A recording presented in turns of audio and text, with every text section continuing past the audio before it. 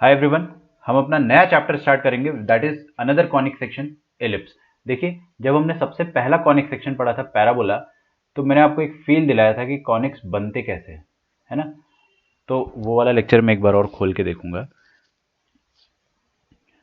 तो कॉनिक्स बनते कैसे हैं वो आपको मैंने बताया था कि आपको हमेशा एक डबल कॉनिक दिया जाएगा, है ना। उस डबल कॉनिक को हम लोग किसी तरह से काट के, एक्चुअल में यहाँ पर था मेरे पास बट पता नहीं, कोई बात नहीं, मिस हो गया होगा, कोई बात नहीं। तो कॉनिक्स को हम लोग कट करके एक शेप देते हैं। मेरी आवाज़ बहुत कम आ रही है, सच में हर किसी को कम आ रही है क्या? मैं तो काफ़ी तेज़ बोल रहा हूँ, हाईएस्ट डेसिबल्स तक जा रहा है। एक बार और कंफर्म कर दो मुझे please, just confirm it once, okay.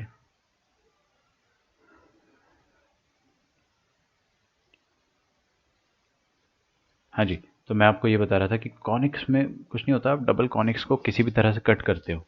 आप एक प्लेन से कट करोगे तो हमेशा आपको 4 ही शेप मिलेंगे, there is no fifth shape possible, okay. एक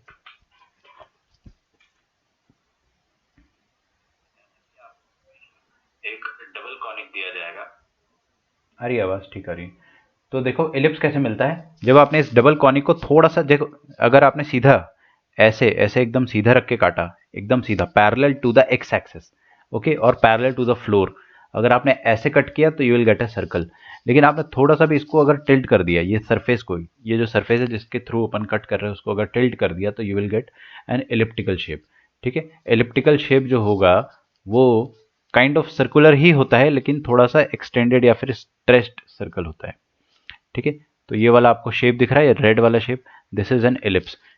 ठीक है, ये एलिप्स होता है। और आप अगर ऐसे कट करते हो तो आपको पैराबोला मिलता है ना, समथिंग लाइक दिस। इसलिए हम इनको कॉनिक सेक्शन बोलते हैं, क्योंकि हर कोई ये एक ही कौन से बन के आता है, और इस तरह से आपको हाइपरबोला मिलता है जो कि अपना नेक्स्ट चैप्टर होगा। फॉर द टाइमिंग अपन ने देखा एलिप्स ऐसा होता है। चलो सर, समझ में आ गया एलिप्स कैसे बनता है। डेफिनेटली डबल कॉनिक को अपन काटते हैं तो आपके सामने एलिप्स आ जाता है। अब एलिप्स के बारे में कुछ चीज़ें पढ़ते हैं कि एलिप्स का मतलब क्या होता है ना। तो लिखिए,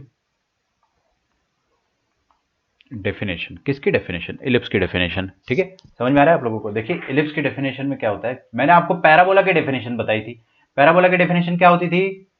पैराबोला एक ऐसे पॉइंट का लोकस होता था जिसको आसमान में फ्रीडम के साथ घूमने की इजाजत नहीं थी। उसको क्या बोला गया था कि बेटा तुमको ऐसे घूमना है ताकि तुम्हारा इस लाइन से डिस्टेंस और इस पॉइंट से डिस्टेंस हमेशा क्या है? Same, equal. मतलब ये वाला डिस्टेंस और ये वाला डिस्टेंस क्या आना चाहिए? इक्वल आना चाहिए। बोलो, समझ में आ रहा है? ठीक है, अच्छा।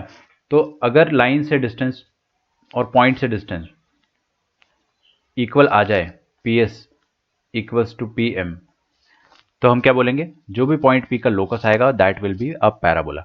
ठीक है, यहां पर हम ये भी बोल सकते हैं कि पी एस और पी एम का रेशियो बनाना चाहिए। अरे आप ऐसा भी तो बोल सकते हो ना, P S upon P M must be equal to 1, एक ही बात है। अच्छा, इसी चीज को हमें ना एलिप्स के लिए थोड़ा सा एलाबोरेट करते हैं। देखो क्या होता है, होता यह है कि एलिप्स के लिए सेम कंडीशन होती है ना, सेम डेफिनेशन होती है। हमारे पास हमेशा एक फिक्स्ड लाइन होगी। क्या होगी? फिक्स्ड लाइन होगी। फिर से बोलो, क्या होगी? फिक्स्ड लाइन होगी, और एक फिक्स्ड पॉइंट होगा। ठीक है, और एक फिक्स्ड पॉइंट होगा। फिक्स्ड लाइन और फिक्स्ड पॉइंट, ये जो फिक्स्ड पॉइंट है इसको मैं एस बोल देता हूं, है ना। अब होगा क्या कि हमारे पास एक पॉइंट होगा, वो स्पेस में इस कदर मूव करेगा, किस कदर? इस कदर मूव करेगा कि उसका डिस्टेंस जो फिक्स्ड लाइन से आ रहा है, उसका जो ग्रीन वाली लाइन से डिस्टेंस आ रहा है, लेटर से ये पी एम है, और उसका जो फिक्स्ड पॉइंट से डिस्टेंस आ रहा पी एस, वो बराबर नहीं होगा इस बार। इस बार क्या होगा? P S upon P M. पहले P S upon P M क्या होता था? P S upon P M 1 होता था, है ना। P S upon P M क्या होता था? 1 होता था। यहां पर क्या होता है? P S upon P M हमेशा एक कांस्टेंट होता है, हमेशा एक कांस्टेंट होता है। अच्छा सुनो सुनो, वो कांस्टेंट को अपन क्या बोल देते?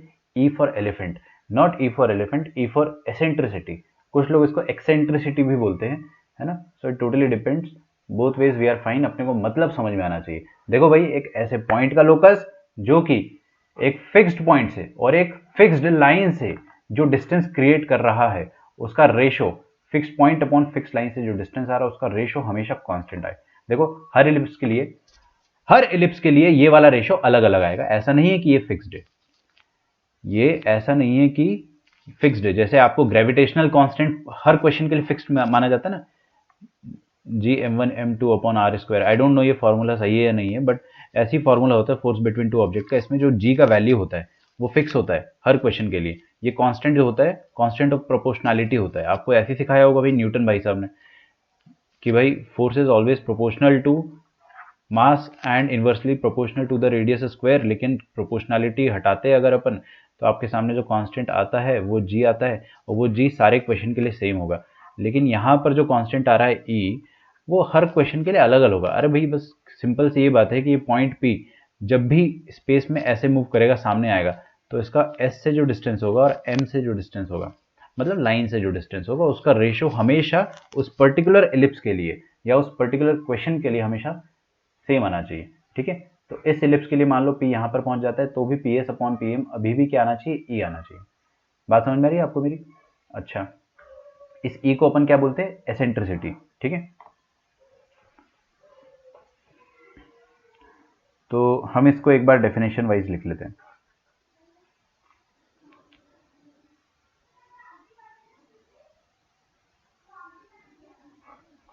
लिखिए डेफिनेशन इसकी, एलिप्स थोड़ा अंग्रेजी लिखेंगे इसलिए आपको यहाँ पे लिख देता हूँ ना, ellipse is locus of a point. मैंने आपको एसेंट्रिसिटी के बारे में अभी ज़्यादा नहीं बताया, बस मैंने बोला है कि ये कांस्टेंट होता है हर क्वेश्चन में, हर इलिप्स के लिए कांस्टेंट अलग अलग आएगा। हाँ, लेकिन उस क्वेश्चन में उस पर्टिकुलर इलिप्स में हमेशा जो रेशो होगा उस पर्टिकुलर ई के बराबर होगा। ठीक है, तो ellipse is locus of A point such that ratio of its distance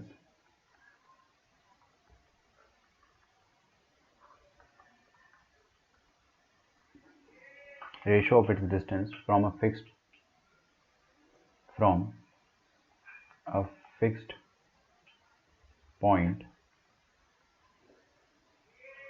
and a fixed line is constant। Ratio हमेशा कांस्टेंट आएगा।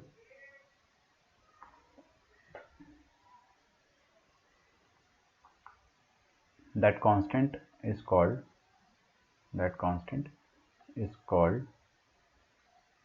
eccentricity। ओके, eccentricity कहते हैं it is represented by E for elephant. ठीक है,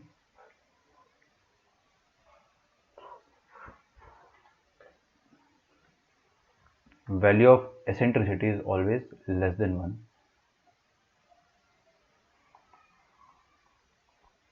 फॉर एलिप्स।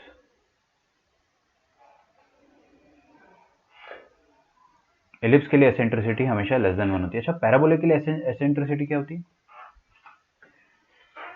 पैराबोला के लिए eccentricity का value क्या होता है? 1 होता है। अरे भाई देखो ना, PS अपॉन PM 1 के बराबर है, तो पैराबोला के लिए एसेंट्रिसिटी क्या होती थी? 1। ओके, तो इस चीज को अपन लिख लेते हैं।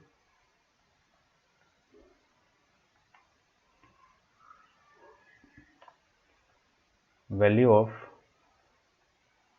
eccentricity for parabola is equal to 1, है ना, is equal to 1 for parabola, ऐसा लिख लो। पता है अपने को, ऐसे ही रिवाइज करा रहे हैं ना, और बहुत सारे बच्चों को पता भी नहीं होता है, सच बता रहा हूँ मैं। रात के 3 बजे उठा के पूछ लो बताओ पैराबोला की एसेंट्रिसिटी क्या है, तो बता ही नहीं पाएंगे। भाई आपको पता होना चाहिए पैराबोला की एसेंट्रिसिटी 1 होती है, एलिप्स की एसेंट्रिसिटी 1 से छोटी होती है ना। एलिप्स की एसेंट्रिसिटी 1 से छोटी होती है, मतलब ये जो भी नंबर आएगा वो 1 से छोटा आएगा। तो क्या आप ऐसा कह सकते हो कि अगर PS अपॉन PM E के बराबर है, PS अपॉन PM अगर ये E के बराबर है और E लेस देन 1 है, E अगर लेस देन 1 है, तो आप ये बोल सकते हो ना कि PS upon PM less than 1 होगा। इसका मतलब क्या हो जाएगा, PS must be less than PM। तो इसका मतलब अपने को ये समझ में आ गया कि पॉइंट से जो डिस्टेंस आएगा इसका ये वाला जो डिस्टेंस आएगा ये छोटा होना चाहिए पीएम से, है ना। तो पॉइंट से जो डिस्टेंस आएगा वो लाइन से डिस्टेंस के बराबर, सॉरी लाइन से डिस्टेंस से छोटा होगा। शांति से सुनो ना थोड़ा सा। पॉइंट से जो डिस्टेंस आएगा वो डिस्टेंस लाइन से डिस्टेंस के छोटा होगा। It will be smaller than the distance from the line. थोड़ा इसको हिंदी में बोलना मुश्किल हो जा रहा है। Distance from the point will be less than the distance from fixed line.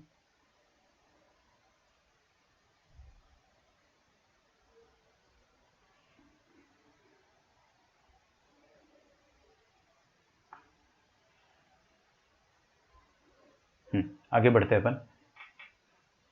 अब लिखेंगे अपन द फिक्स्ड पॉइंट। ये जो फिक्स पॉइंट होता है उसको क्या बोलते थे पैराबोला में? फोकस। अरे पैराबोला में फिक्स पॉइंट को क्या बोलते थे? ध्यान दो यहाँ पे, पैराबोला में फिक्स पॉइंट को क्या बोलते थे? फोकस। तो यहाँ पे भी फोकस बोलेंगे, कोई दिक्कत किसी को? लिखिए the fix point is called focus of the ellipse.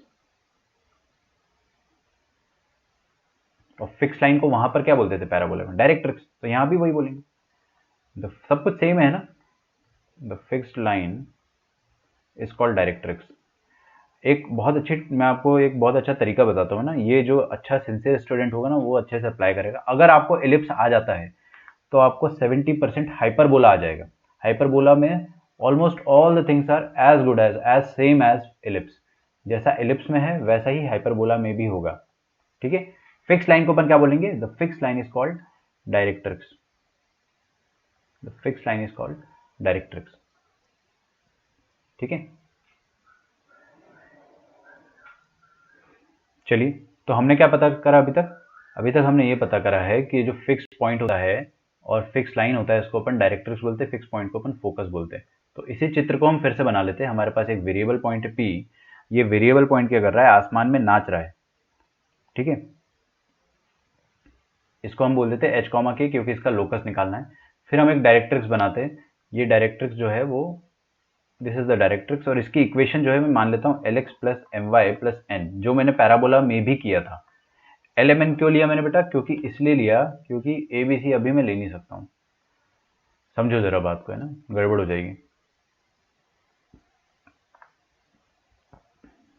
और ये मान लेते हैं अपन फिक्स पॉइंट फोकस। फोकस को मान लेता हूँ मैं अल्फा कॉमा बीटा, ठीक है। अच्छा, ठीक है, चलो समझ में आ रहा है थोड़ा थोड़ा अपने को। ये जो डिस्टेंस आएगा इसका PS का, और ये वाला जो डिस्टेंस आएगा आपका PM का, इन दोनों के बीच में एक यूनिक रिश्ता होगा। क्या रिश्ता होगा? PS/PM is equal to E। देखो कुछ बच्चे क्या करते हैं ना, कुछ बच्चे ऐसा लिख देते हैं। देखो देखो देखो, मैं आपको गलतियां बता रहा हूँ। कुछ बच्चे हैं ना PM/PS को E लिख देते हैं। ना ना ना ना ना, PS हमेशा ऊपर होना चाहिए। जो आपका फोकस से डिस्टेंस है वो हमेशा न्यूमरेटर पर होना चाहिए। गलती नहीं कर देना यार, है ना। ये बहुत बहुत माइन्यूट एरर है। अच्छा, चलो PS/PM is equal to E, which implies that PS must be equal to E into PM। तो क्या आप PS निकाल सकते हो? Yes sir. PS क्या होगा सर? Distance formula. तो मैं PS निकाल देता हूँ। PS हो जाएगा आपके सामने H माइनस अल्फा का whole square plus K minus beta का whole square is equal to eccentricity times PM। अच्छा, ये पॉइंट और इसका इस लाइन से डिस्टेंस निकालना है आपको, तो आराम से निकाल दोगे ना। पॉइंट को लाइन पे रख दो। पॉइंट को लाइन पे रखोगे तो LH plus MK plus N upon L square plus M square. Mod लगा दूं? कोई बुरा तो नहीं मानेगा? ये लो मॉड लगा दिया।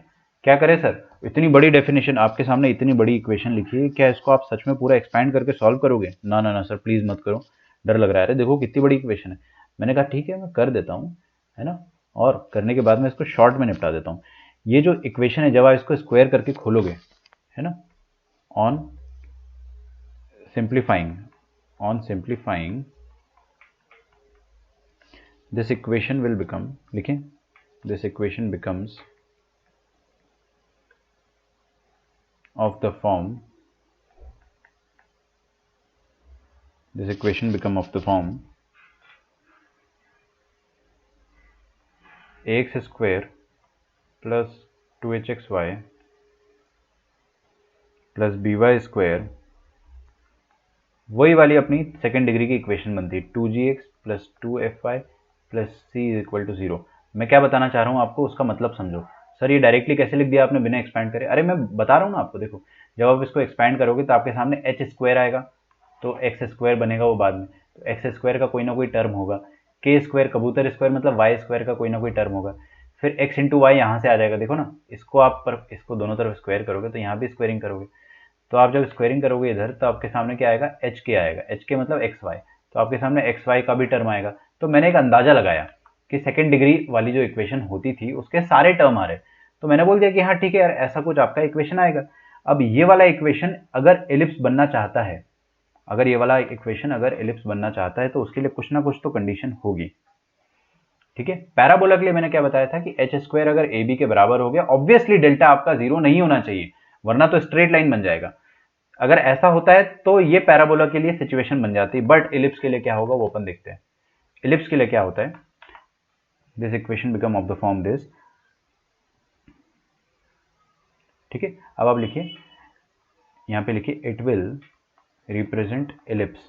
ये इलिप्स को तब रिप्रेजेंट करेगा, it will represent ellipse if H square is less than A B, ठीक है। पैराबोला के लिए क्या था, एच स्क्वायर ए बी के बराबर होना चाहिए, पैराबोला के लिए ऐसा था, लेकिन इलिप्स के लिए क्या आ जाएगा, H square less than A B, ठीक है। क्या आप हाइपरबोला जो नेक्स्ट चैप्टर होगा अपन 5-6 दिन बाद पढ़ेंगे उसके लिए गैस कर पा रहे हो? थोड़ा बहुत है ना, ग्रेटर देन होना चाहिए, लेकिन हाँ चलो वो अपन बाद में देखेंगे। और एक और चीज, ऑब्वियसली डेल्टा जो है वो नॉन जीरो होना चाहिए, डेल्टा जीरो हो गया तो फिर तो खेल ही खत्म ना भाई, ये तो स्ट्रेट लाइन बन जाएगी, पेयर ऑफ स्ट्रेट लाइन। अपने को इलिप्स बनाना है तो अपने को ये समझ में आया कि सेकंड डिग्री इक्वेशन इलिप्स क्यों कब रिप्रेजेंट करेगी, it will represent ellipse when this is very important, okay, this is important। important का मतलब क्या हुआ सर, important का मतलब ये हुआ कि यहाँ से डायरेक्ट क्वेश्चन आते हुए देखे हैं मैंने, ठीक है। जेईई में आए ना आए लेकिन बहुत सारे एग्जाम्स में आते, तो अपने को पता होना चाहिए कि हाँ भाई आपको इस कंसेप्ट से क्वेश्चन पूछा जा सकता है।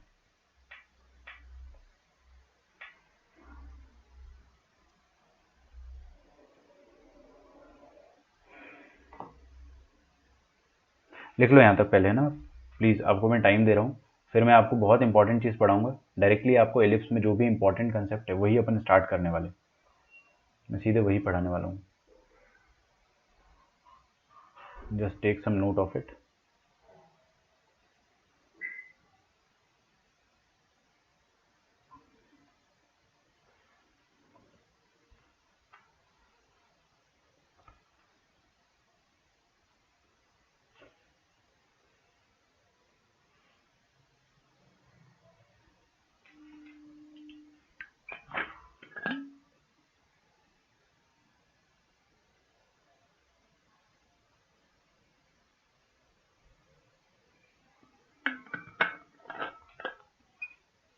ओके, आगे बढ़ते हैं।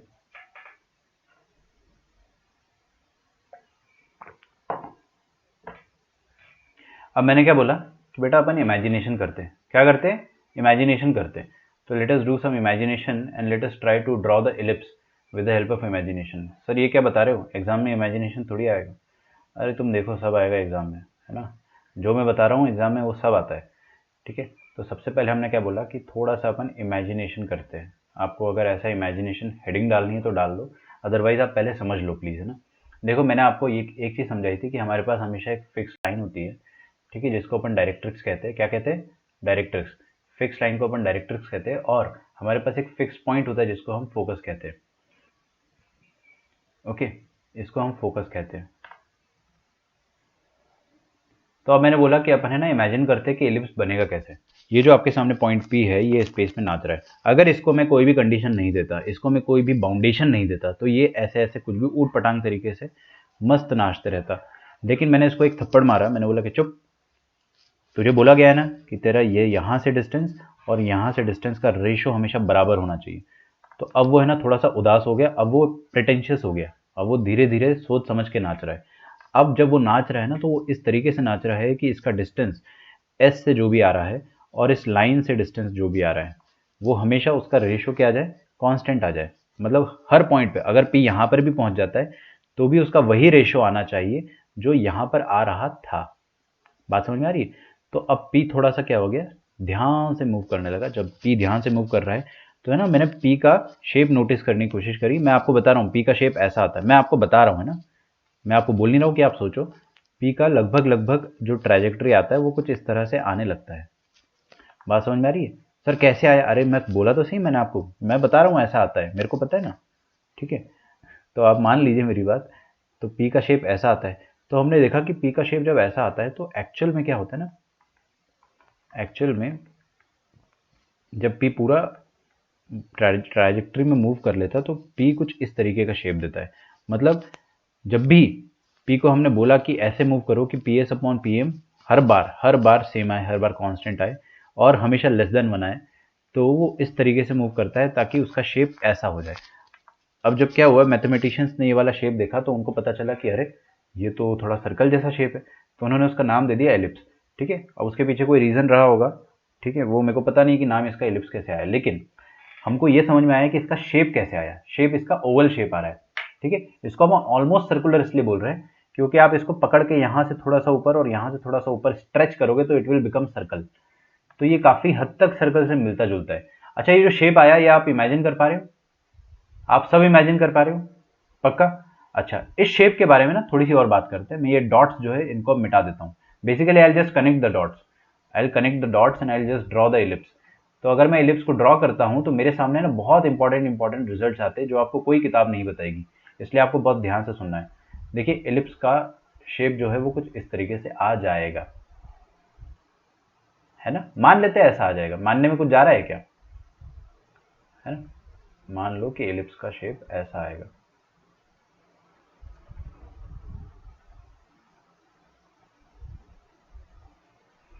ठीक,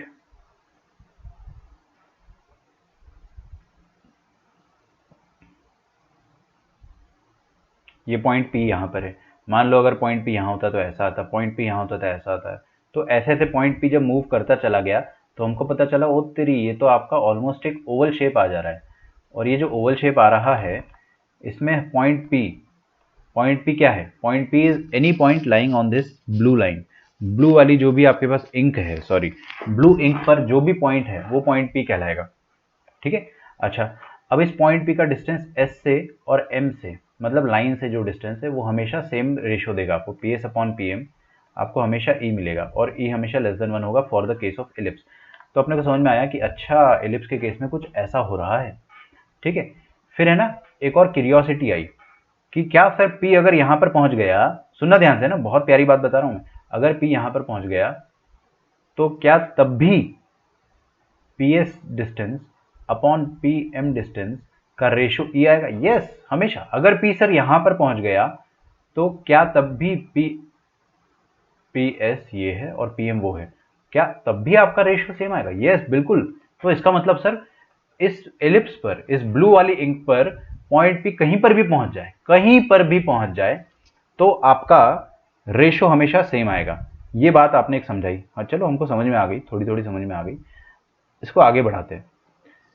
फिर हमने बोला कि चलो ये आपका एलिप्स का अंडरस्टैंडिंग जो है, इमेजिनेशन पार्ट ऑफ एलिप्स यहाँ पे खत्म होता है। अब इमेजिनेशन पार्ट खत्म होता है ना, तो यहाँ पे एक और इमेजिनेशन आता है जिसको अपन कहते हैं कि जब भी आपका शेप, जब भी एलिप्स का शेप या फिर कोई भी फिगर का शेप सिमेट्रिकल होता है, जैसे ये वाला शेप ना सिमेट्रिकल है, मैं आपको बताऊं कैसे। अगर मैं यहाँ पे एक वर्टिकल लाइन खींच दूंगा ना तो एग्जैक्टली मुझे एक ऐसा फिगर मिलेगा जो लेफ्ट हैंड साइड और राइट हैंड साइड पे एकदम सेम, एकदम कॉन्ग्रुएंट होता है, ठीक है। तो LHS और RHS पर शेप सेम होता है इसका, ठीक है। कुछ बच्चे कहेंगे कि नहीं सर, आप अगर हॉरिजॉन्टल लाइन खींचेंगे ना तो भी आपको सिमेट्री मिल जाएगी। तो मैंने कहा ठीक है, ठीक है, सिमेट्री तो मिल रही है ना, जैसे अपन केमिस्ट्री में पढ़ते हैं ना कायरल और अकायरल, तो उसी तरह से अगर आप मैथ्स में भी देखोगे, कर्व अगर आपका सिमेट्रिक है, if the curve is symmetric, तो उसमें ना कुछ खास बात होती है, उसमें है ना डबल डबल चीजें होने लग जाती है। मैं आपको बताता हूं कैसे। मैंने बोला कि can you divide the curve into two halves? I said yes we can divide. तो let us try to divide the curve into two halves. तो मैंने एक वर्टिकल लाइन बनाई, ठीक है, हॉरिजॉन्टल नहीं बना रहा हूं मैं, वर्टिकल बना रहा हूं। वर्टिकल लाइन बनाई मैंने, और वर्टिकल लाइन ने क्या करा, कर्व को, इस कर्व को दो इक्वल हिस्सों में डिवाइड कर दिया। पहला हिस्सा है लेफ्ट हैंड साइड वाला पार्ट जिसको मैं LHS बोलूंगा, और दूसरा हिस्सा है राइट हैंड साइड वाला पार्ट जिसको मैं RHS बोलूंगा। ठीक है, अब अगर मैंने बोला कि ये वाला जो लाइन है ग्रीन वाली लाइन, ये क्या कर रहा है, कर्व को दो इक्वल पार्ट्स में डिवाइड कर रहा है, मतलब लेफ्ट हैंड साइड में जो भी हरकत हो रही होगी वो हरकत राइट हैंड साइड में भी होनी चाहिए। अरे भाई मेरे, LHS में जो जो हो रहा है वो RHS में भी होना चाहिए, है ना। इसका मतलब सर क्या हुआ, इसका मतलब ये हुआ कि अगर, ध्यान से सुनना, अगर LHS में एक फोकस पाया गया था तो डेफिनेटली RHS में भी अपन एक नकली फोकस इमेजिन कर सकते हैं। सुनना मेरी बात, आपने पहले सुन लो। आपने LHS में एक फोकस बनाया था, असली फोकस रेड वाला, तो आपने खुद ही बोला सर कि ये तो सिमेट्रिक है, सिमेट्रिक है तो RHS में भी फोकस अपन इमेजिन कर सकते हैं, है ना, डुप्लीकेट फोकस। कैसे, देखो ध्यान से, मैं यहाँ पर अगर एक फोकस बना देता हूँ, दूसरा फोकस जिसको मैं कहूँगा S डैश, क्या कहूँगा, S डैश, तो भी ना nothing is going to change. और सुनो अभी, और एक और चीज़, अगर मैंने LHS में एक डायरेक्ट्रिक्स बनाई थी तो मैं RHS में भी एक डायरेक्ट्रिक्स इमेजिन कर सकता हूँ, ताकि ताकि आपका ये वाला रिलेशन जो है वो RHS वाली डायरेक्ट्रिक्स और फोकस से भी सेम रहे। ठीक है, तो सोचते हैं अपन, है ना सर, थोड़ा समझ में नहीं आया लेकिन कोशिश करते हैं। तो मैंने क्या बोला कि एक डायरेक्ट्रिक्स बनाता हूँ, क्या बनाता हूँ, यहाँ पर भी एक डायरेक्ट्रिक्स बना देता हूँ, इसको अपन L डैश कह देते हैं, L dash is equal to 0। ये एक्चुअल में फोकस और डायरेक्ट्रिक्स थी नहीं, लेकिन हमने बोला कि अरे यार, जब आपका फिगर सिमेट्रिक है तो लेफ्ट हैंड साइड में जो हरकत हो रही है वो हरकत राइट हैंड साइड में भी होनी चाहिए, और लेफ्ट हैंड साइड में अगर फोकस है तो राइट हैंड साइड पे भी अपन एक फोकस इमेजिन कर सकते हैं, ऑल्दो वो नकली फोकस होगा बट कर सकते हैं। अगर LHS में अगर आपके पास एक डायरेक्ट्रिक्स है तो RHS में भी एक नकली डायरेक्ट्रिक्स आप इमेजिन कर सकते हो।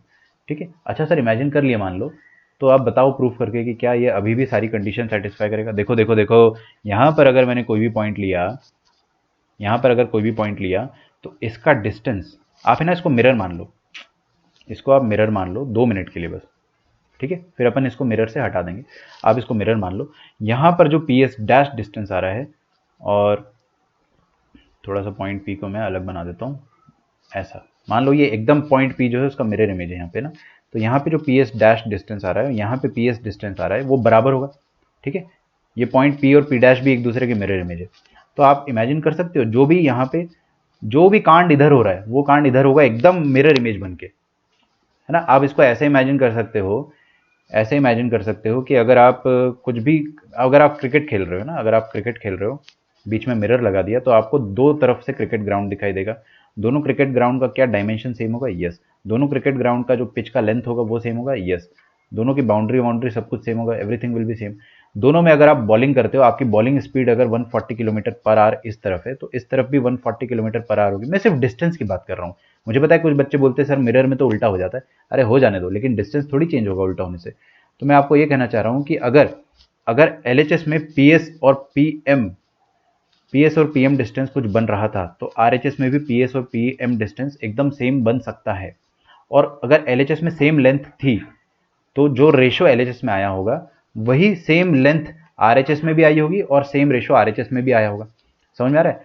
तो मैंने क्या बोला कि हमेशा अपन क्या कर सकते, राइट हैंड साइड में एक नकली फोकस इमेजिन कर सकते, ताकि PS डैश और PM डैश का जो डिस्टेंस है, उनका जो रेशो है, वो यहाँ पर भी क्या आएगा, ई आएगा। क्योंकि यार देखो, मिरर इमेज चेंज करने से आपका पिच का लेंथ नहीं बदला था, तो PS का लेंथ भी नहीं बदलेगा, PM डैश का लेंथ भी नहीं बदलेगा, है ना। तो ई का रेशो जो आएगा, ई का जो वैल्यू आएगा वो भी नहीं बदलेगा। इसका मतलब आप ये बोल सकते हैं कि असली फोकस से जो कैलकुलेशन हो रहा है वही सेम कैलकुलेशन नकली फोकस से भी ट्रू होगा। बहुत आसान सी बात है यार, है ना।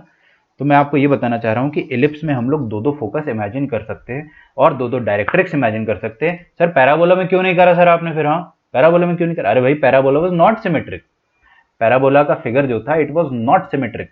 कुछ बच्चे हैं ना, कुछ बच्चे जो एकदम बेवकूफ है वो बोलेंगे कि सर देखो ना पैराबोला सिमेट्रिक तो था, ऊपर और नीचे सेम। मैं बोलूंगा अरे भाई पैराबोला चारों तरफ से सिमेट्रिक होना चाहिए। जैसे अगर मैं वर्टिकल लाइन बनाऊं तो भी सिमेट्रिक मिल जाए और हॉरिजॉन्टल में भी, वर्टिकल में सिमेट्रिक नहीं मिल पाएगा। ठीक है, इलिप्स में क्या वर्टिकल भी अगर बना दिया तो भी सिमेट्रिसिटी आ जाएगी और हॉरिजॉन्टल लाइन भी अपन बना सकते हैं तो भी सिमेट्रिसिटी आ सकती है। तो आपके पास एकदम दोनों डायरेक्शन से सिमेट्रिसिटी हो अगर, तो आप बोल सकते हैं कि जो हरकत इस तरफ हो रही है वो हरकत इस तरफ भी होगी। तो आपने क्या बोला, आज के बाद से हम इलिप्स में दो फोकस इमेजिन कर सकते हैं। अब क्या होगा ना कि एक बच्चा होगा धनंजय, बोलेगा कि सर ये वाला फोकस असली है क्योंकि आपने ये पहले बताया है और ये वाला नकली है। लेकिन अगर अगर मैं बाई चांस इसको पहले बताता तो ये असली हो जाता, ये नकली हो जाता। तो देखो असली नकली का कोई कंसेप्ट नहीं होता है, दोनों ही फोकस जो है उनको हम असली मानेंगे। ठीक है, दोनों की दोनों फोकस जो है वो हमारे असली फोकस है। ठीक है, इसमें से कोई भी सौतेला नहीं है, कोई भी फोकस सौतेला नहीं है। तो यहाँ से कंक्लूजन क्या आया कि हर एलिप्स के पास आप दो फोकस इमेजिन कर सकते हो और होते भी है। Every ellipse has two focus, two directrix. ठीक है, एंड जो भी मैं आपको टर्म बताऊंगा अभी, लेटस रेक्टम भी दो दो आएगा, वर्टाइसेस भी दो दो आएगी। जैसे पैराबोला, ये पैराबोला उसमें एक ही वर्टेक्स आता था, बट एलिप्स में दो दो आएंगे। ठीक है, अच्छा चलो, ये चीज़ मेरे को समझ में आया। तो यहाँ पर मैं क्या लिख सकता हूँ कि every ellipse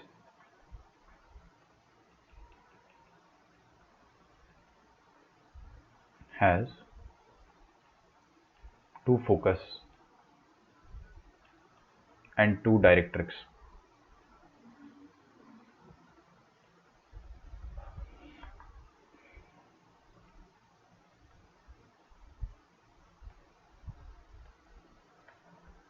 and everything symmetric, मैं अपनी खुद की भाषा में लिख रहा हूँ, आप है ना उसको प्लीज नोट डाउन कर लो। Everything symmetric can be deduced in a similar way, deduced in a similar way। तो आज क्या समझाया सर ने आपको? आज सर ने आपको ये समझाया कि हर एलिप्स में दो दो फोकस होते हैं। ठीक है, अच्छा चलो, आप जब तक ये लिख रहे हो तब तक मैं आपसे बात करता हूँ। हाँ विवेक, आप लिख लो, मैंने आपका कमेंट देख लिया, टाइप कर लो अच्छे से, आप लिख लो। आपको क्या समझ में आया कि एलिप्टिकल शेप जो होता है ना उसमें दो फोकस होते हैं। ये एक फोकस होता है एस, दूसरा फोकस होता है एस डैश। क्या दोनों फोकस असली होते हैं? यस, इनमें से कोई भी नकली नहीं होता है। वो तो डिपेंड करता है ना बेटा, आपने कौन सा फोकस पहले बनाया, दूसरा फोकस अपने आप नकली हो जाएगा। तो मेरा कहने का मतलब है कि दोनों फोकस अपने असली होते हैं, दोनों डायरेक्ट्रिक्स असली होती है, कोई भी सौतेला नहीं होता है। अच्छा, अगर आप अर्थ का ऑर्बिट देखोगे ना अराउंड द सन, तो वो भी एलिप्टिकल होता है। और आपने अगर केपलर्स लॉ पढ़ा होगा, केपलर था या केल्पर था पता नहीं, मेरे को थोड़ा सा कंफ्यूजन है, बट जो भी हो भावनाओं को समझ जाओ। उस लॉ में आपने यही चीज़ पढ़ा था ना कि दो फोकस होते हैं, और फिर उसके बाद जो एरिया स्वेप्ट होता है आपने ऐसा कुछ रूल पढ़ा था। ठीक है, अच्छा प्रणव कह रहा है कि इक्वेशन भी दो आएगी। अरे नहीं मेरे भाई, इक्वेशन एक ही आएगी, फोकस दो आ रहे हैं अपने पास, है ना, चिंता नहीं करो, इक्वेशन एक ही आएगी। ठीक है, इक्वेशन तो भाई ये जो ब्लू वाली इंक है ना, इस पर जितने भी पॉइंट है उन सबका लोकस होता है, उन सबका लोकस सेम आएगा। क्योंकि आप देखो यहाँ वाला पॉइंट है ना, देखो इधर, अब मैं आपको एक चीज़ और बता देता हूँ। प्रणव का जो क्वेश्चन है उसी से मेरे को दिमाग में आया कि मान लो मेरे पास एक पॉइंट यहाँ पर है, मैंने बोला कि एलिप्स की प्रॉपर्टी सेटिस्फाई करते हैं। तो एलिप्स की प्रॉपर्टी क्या होती है कि पी एस और पी एम का जो डिस्टेंस होगा, ये वाला डिस्टेंस, ये इसका रेशियो हमेशा ई फॉर एलिफेंट आएगा। लेकिन कुछ बच्चे ऐसा बोलेंगे कि सर आपने फोकस वो वाला क्यों चूज़ करा, आप ये वाला फोकस भी तो चूज़ कर सकते हैं कि पी एस डैश और पी एम डैश, इसका रेशियो भी तो ए आना चाहिए। हाँ बिल्कुल आएगा, आप कोई भी फोकस चूज़ कर लो, दोनों फोकस से पॉइंट पी जो है वो सेम कंडीशन सेटिस्फाई करेगा। ठीक है, आपको समझ में आ रहा है? तो कोई भी फोकस ले लो आप, आपका और इक्वेशन आपका एक ही आएगा ना, दो इक्वेशन नहीं आएगी। हम लोग आगे बढ़ते हैं। तो let us derive the equation of ellipse. हमें ना स्टैंडर्ड इक्वेशन ऑफ एलिप्स लिखते हैं। मैं आपको है ना डायरेक्टली बताता हूँ कि स्टैंडर्ड इक्वेशन ऑफ एलिप्स क्या होती है। मैं आपको ड्राइव करके नहीं बता रहा हूँ, देयर इज़ नो पॉइंट, है ना, आपका टाइम भी वेस्ट होगा और आपको उससे कुछ खास सीखने को भी नहीं मिलेगा। ठीक है, तो हम लोग डायरेक्टली स्टार्ट करते हैं standard equation of ellipse. Standard equation of ellipse, देखो स्टैंडर्ड इक्वेशन ऑफ एलिप्स वही होती है जो स्टैंडर्ड इक्वेशन ऑफ पैराबोला होती थी। जैसे Y square is equal to 4ax, ये स्टैंडर्ड का भी स्टैंडर्ड इक्वेशन था। तो एलिप्स की तो अपन स्टैंडर्ड इक्वेशन पढ़ेंगे, पैराबोला की चार स्टैंडर्ड इक्वेशन मैंने आपको पढ़ाई थी। Y square is equal to 4x, Y square is equal to -4ax, फिर X square is equal to 4ay, और आपको पता है अगला क्या आएगा, X square is equal to -4ay। ये चार स्टैंडर्ड इक्वेशन ऑफ पैराबोला होती थी। अभी इलिप्स की क्या होती है वो मैं आपको बताता हूँ।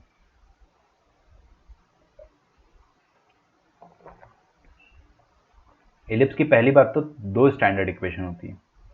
कितनी? दो स्टैंडर्ड इक्वेशन। तो फर्स्ट इक्वेशन यहाँ पे लिखूंगा मैं और सेकंड इक्वेशन नीचे लिखूंगा कुछ देर बाद। ठीक है, तो अपन बारी बारी से देखेंगे। सर चार नहीं होती क्या? जैसे पैराबोला में चार बताया आपने, एलिप्स में दो ही होती है। हाँ, दो होती है। ओह, तो इसमें घबराने वाली बात है क्या? नहीं, ये तो खुश होने वाली बात है। आपको दो इक्वेशन कम पढ़नी पड़ेगी, है ना। तो पैराबोला को अपन साइड में रखते हैं ना। पैराबोला में बहुत सारी चीज़ें अलग थी, बहुत सारी चीज़ें अलग थी, उसमें सिमेट्रिसिटी भी नहीं थी, है ना। लेकिन एलिप्स में अभी क्या होगा कि आपके पास डायरेक्ट्रिक्स भी दो है, फोकस भी दो है, तो चीज़ें थोड़ी सी डिफरेंट हो जाएगी।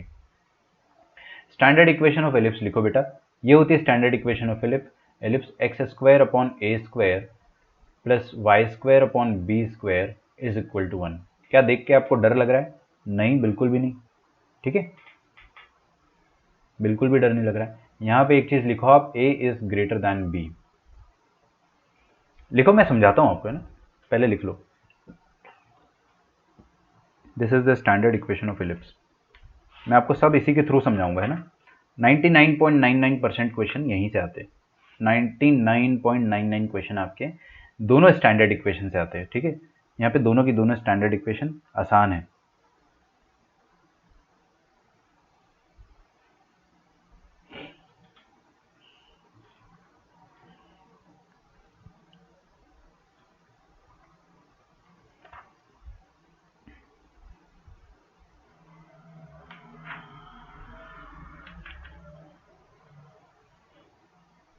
ओके, चलो बेटा देखो अब, है ना।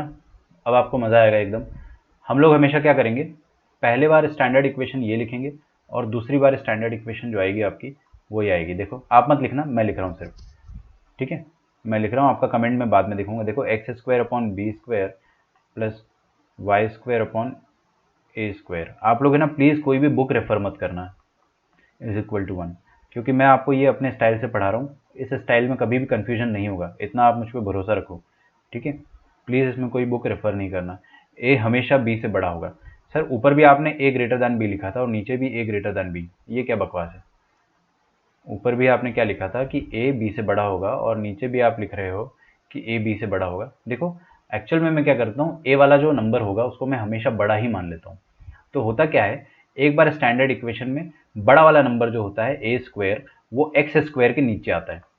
ठीक है, बड़ा वाला नंबर का स्क्वायर एक्स स्क्वायर के नीचे आएगा और छोटा वाला वाई स्क्वायर के नीचे। और दूसरी बार में क्या होगा कि अभी बड़ा वाला किसके पास था? एक्स स्क्वायर के पास था। अब यहाँ पे बड़ा वाला जो नंबर होगा वो वाई स्क्वायर के नीचे आ जाएगा। ठीक है, तो ये डिफरेंस होता है। उससे होगा क्या सर, वो अपन देखेंगे ना। मैं आपको बता रहा हूँ कि दोनों इक्वेशन में फर्क क्या है। सर एक डाउट याद आया पैराबोला से कि Y square is equal to का टेंजेंट और नॉर्मल याद आता है, बट बाकी की तीन पैराबोलास का कैसे डिराइव करे उतना बताओ लेक्चर के एंड में। आप आराम से देखो, मैं क्या बता रहा हूँ ना आपको, मैं आपको लेक्चर के एंड में क्या अभी बता देता हूँ। देखो इधर पैरामेट्रिक फॉर्म में आपको अगर नॉर्मल लिखना है तो टेंजेंट लिखना है अगर मान लो, तो आपके पास पॉइंट है 80 स्क्वायर कॉमा 280। स्टैंडर्ड पैराबोला में तो समझ में आता है। मान लो आपका स्टैंडर्ड पैराबोला नहीं है ना। मान लो आपका पैराबोला ये है, ये वाला पैराबोला भी ऐसा है, X square is equal to 4ay। ठीक है, तो इसमें पैरामीटर क्या हो जाते हैं, इसमें उल्टा हो जाता है। इसमें 80 स्क्वायर इधर आ जाएगा और 280 इधर आ जाएगा। तो आप करो क्या, टेंजेंट की इक्वेशन जो है ना, अगर आपको डायरेक्टली लिखना है तो आप t इक्वल टू 0 से लिखो ना बार बार, क्या दिक्कत है? अरे एक्स स्क्वायर की जगह एक्स एक्स वन लिख दो, एक्स स्क्वायर की जगह एक्स एक्स वन। मत याद रखो, एग्जाम में अपन याद नहीं रहेगा तो भी अपन हल्के हाथ डिराइव कर लेंगे यार। आपको कितना ज़्यादा से ज़्यादा 30 सेकंड ज़्यादा लग जाएगा ना। 30 सेकंड सेव करने के लिए इतना मेमोराइज नहीं करेंगे अपन।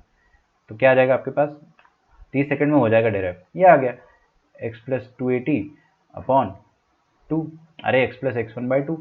ये आ गया आपके पास टेंजेंट का इक्वेशन, खत्म। इसको सिंप्लीफाई करने की भी जरूरत नहीं ना, डायरेक्ट आप सॉल्व करो जो भी बोला है। नॉर्मल का इक्वेशन लिखना है अगर आपको नॉर्मल का इक्वेशन लिखना है तो आप क्या कर सकते हो कि एक परपेंडिकुलर लाइन बना दो, है ना। और स्लोप निकालना है तो पहले D Y by D X से स्लोप निकाल दो। D Y by D X क्या होता है, स्लोप ऑफ टेंजेंट। टेंजेंट का स्लोप क्या निकालेंगे अपन, वो आप निकाल सकते हो आराम से, है ना। देखो जैसे कि इसका स्लोप आ जाएगा 4a D Y by D X, है ना। तो D Y by D X आपके पास आ जाएगा एक्स अपॉन 2a। बात समझ में आ रही है ना? अरे यार एक्स अपॉन 2a देखो ना ध्यान से। हाँ, ये आ जाएगा आपके सामने टेंजेंट का स्लोप। तो नॉर्मल का स्लोप क्या आएगा, इसका नेगेटिव इनवर्स। तो minus 2a upon x. X मतलब उस पॉइंट का एक्स कोऑर्डिनेट, तो आप यहाँ पे ना उस पॉइंट का एक्स कोऑर्डिनेट रख दो 2a, 2a कट जाएगा, स्लोप आ गया -1/t। इक्वेशन तो मैं लिख ही दूंगा, अगर मेरे को स्लोप पता है तो इक्वेशन तो मैं लिख दूंगा। सर हर बार ऐसा करे, अरे कर लो ना, क्या दिक्कत है। याद मत रखो इक्वेशन को, बिल्कुल याद मत रखो। जब मेरे से याद नहीं होती तो मैं अपने स्टूडेंट को क्या बोलूंगा याद रखने को। आप डिराइव करो इसको ना, ठीक है। ये डिराइव हो गई, ये आ गया आपके सामने नॉर्मल। भाई आप आपको जो करना है करो। इसका एक्स इंटरसेप्ट लिखना है एक्स इंटरसेप्ट लिखो, वाई इंटरसेप्ट लिखना वाई इंटरसेप्ट लिखो। इसको किसी और सर्कल के साथ आपको अगर टेंजेंट बनाना है तो वो कर लो।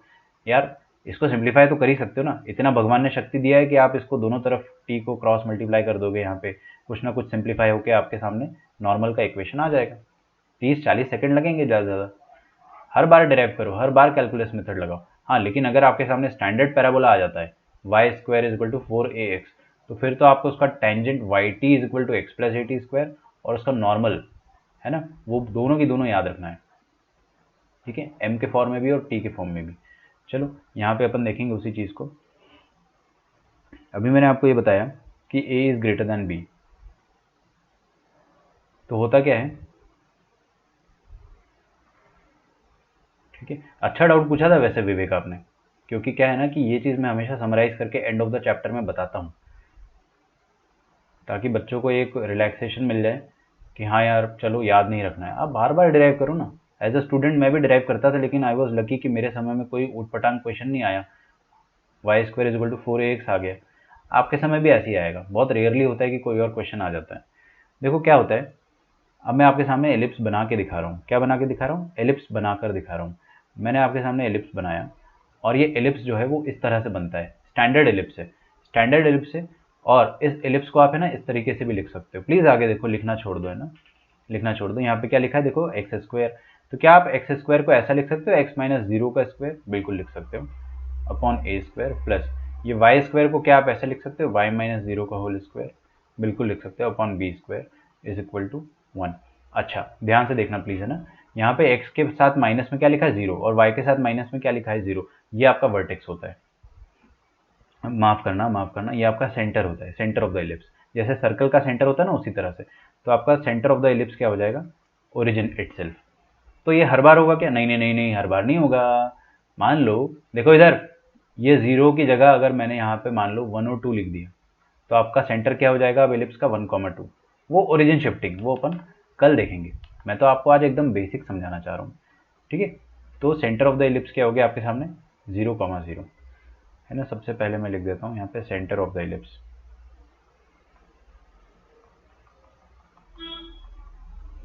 सेंटर ऑफ द इलिप्स क्या हो जाएगा, O 0,0।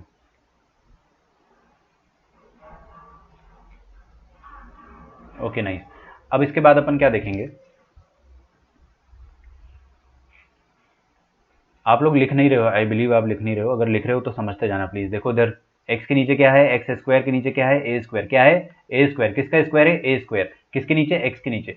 तो जो एक्स होता है, ये जो एक्स होता है इसके नीचे ए स्क्वायर है ना, तो आप क्या बोल दोगे कि ये वाला पॉइंट जो होगा, जो एक्स एक्सेस को कट कर रहा है एलिप्स, एक्स एक्सेस को एलिप्स जहां पर कट कर रहा है उसको अपन क्या बोलेंगे, उसको अपन बोलेंगे एलिप्स का वर्टेक्स, ठीक है। और वाई एक्सिस को जहां पर कट कर रहा है उसको भी अपन एलिप्स का वर्टेक्स बोलेंगे।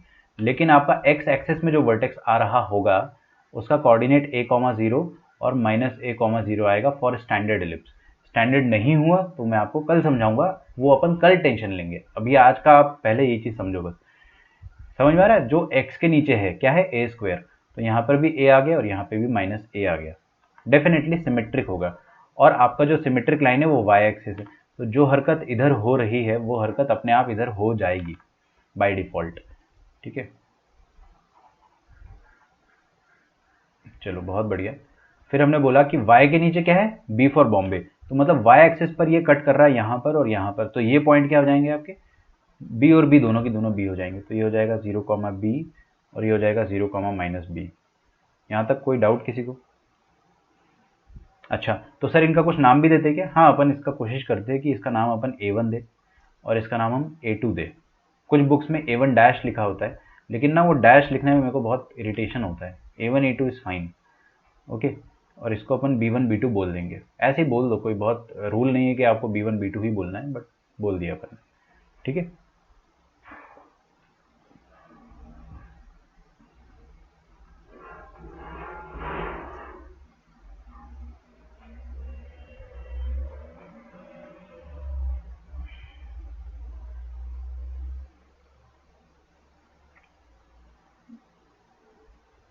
चलो बहुत बढ़िया। मैं आपको कोई भी किसी भी तरह का डेरिवेशन नहीं बता रहा हूँ, मैं आपको डायरेक्टली बता रहा हूँ कि स्टैंडर्ड एलिप्स में क्या क्या होता है, दैट्स इट। ये होता है, ये 4 पॉइंट होते हैं। सर फोकस बना दो ना प्लीज़। देखो फोकस बनेंगे आपके दो दो, एक ये बनेगा आपका फोकस और ये बनेगा आपका फोकस दूसरा।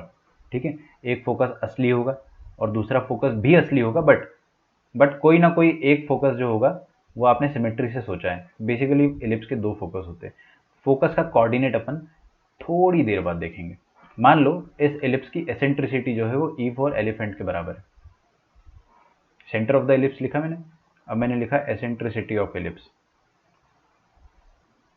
एसेंट्रिसिटी ऑफ द एलिप्स, उसका फॉर्मूला मैं आपको बताने जा रहा हूँ। ठीक है, ये फॉर्मूला जो है वो आपकी लाइफ चेंज कर देगा। मैं आपको आज भी बता रहा हूँ, आई क्लियरली रिमेंबर जब मैंने जेईई का एग्ज़ाम दिया था, एक ही पेपर में 2 बार एसेंट्रिसिटी का फॉर्मूला आया था, 2 बार। ठीक है, तो आपको ये बहुत अच्छे से पता होना चाहिए। दो तरीके से मैं लिख के बताऊंगा। E square is equal to 1 minus B square upon A square, ये होता है एसेंट्रिसिटी का फॉर्मूला। आप यहाँ पे अंडर रूट लोगे, वो एक अलग बात है।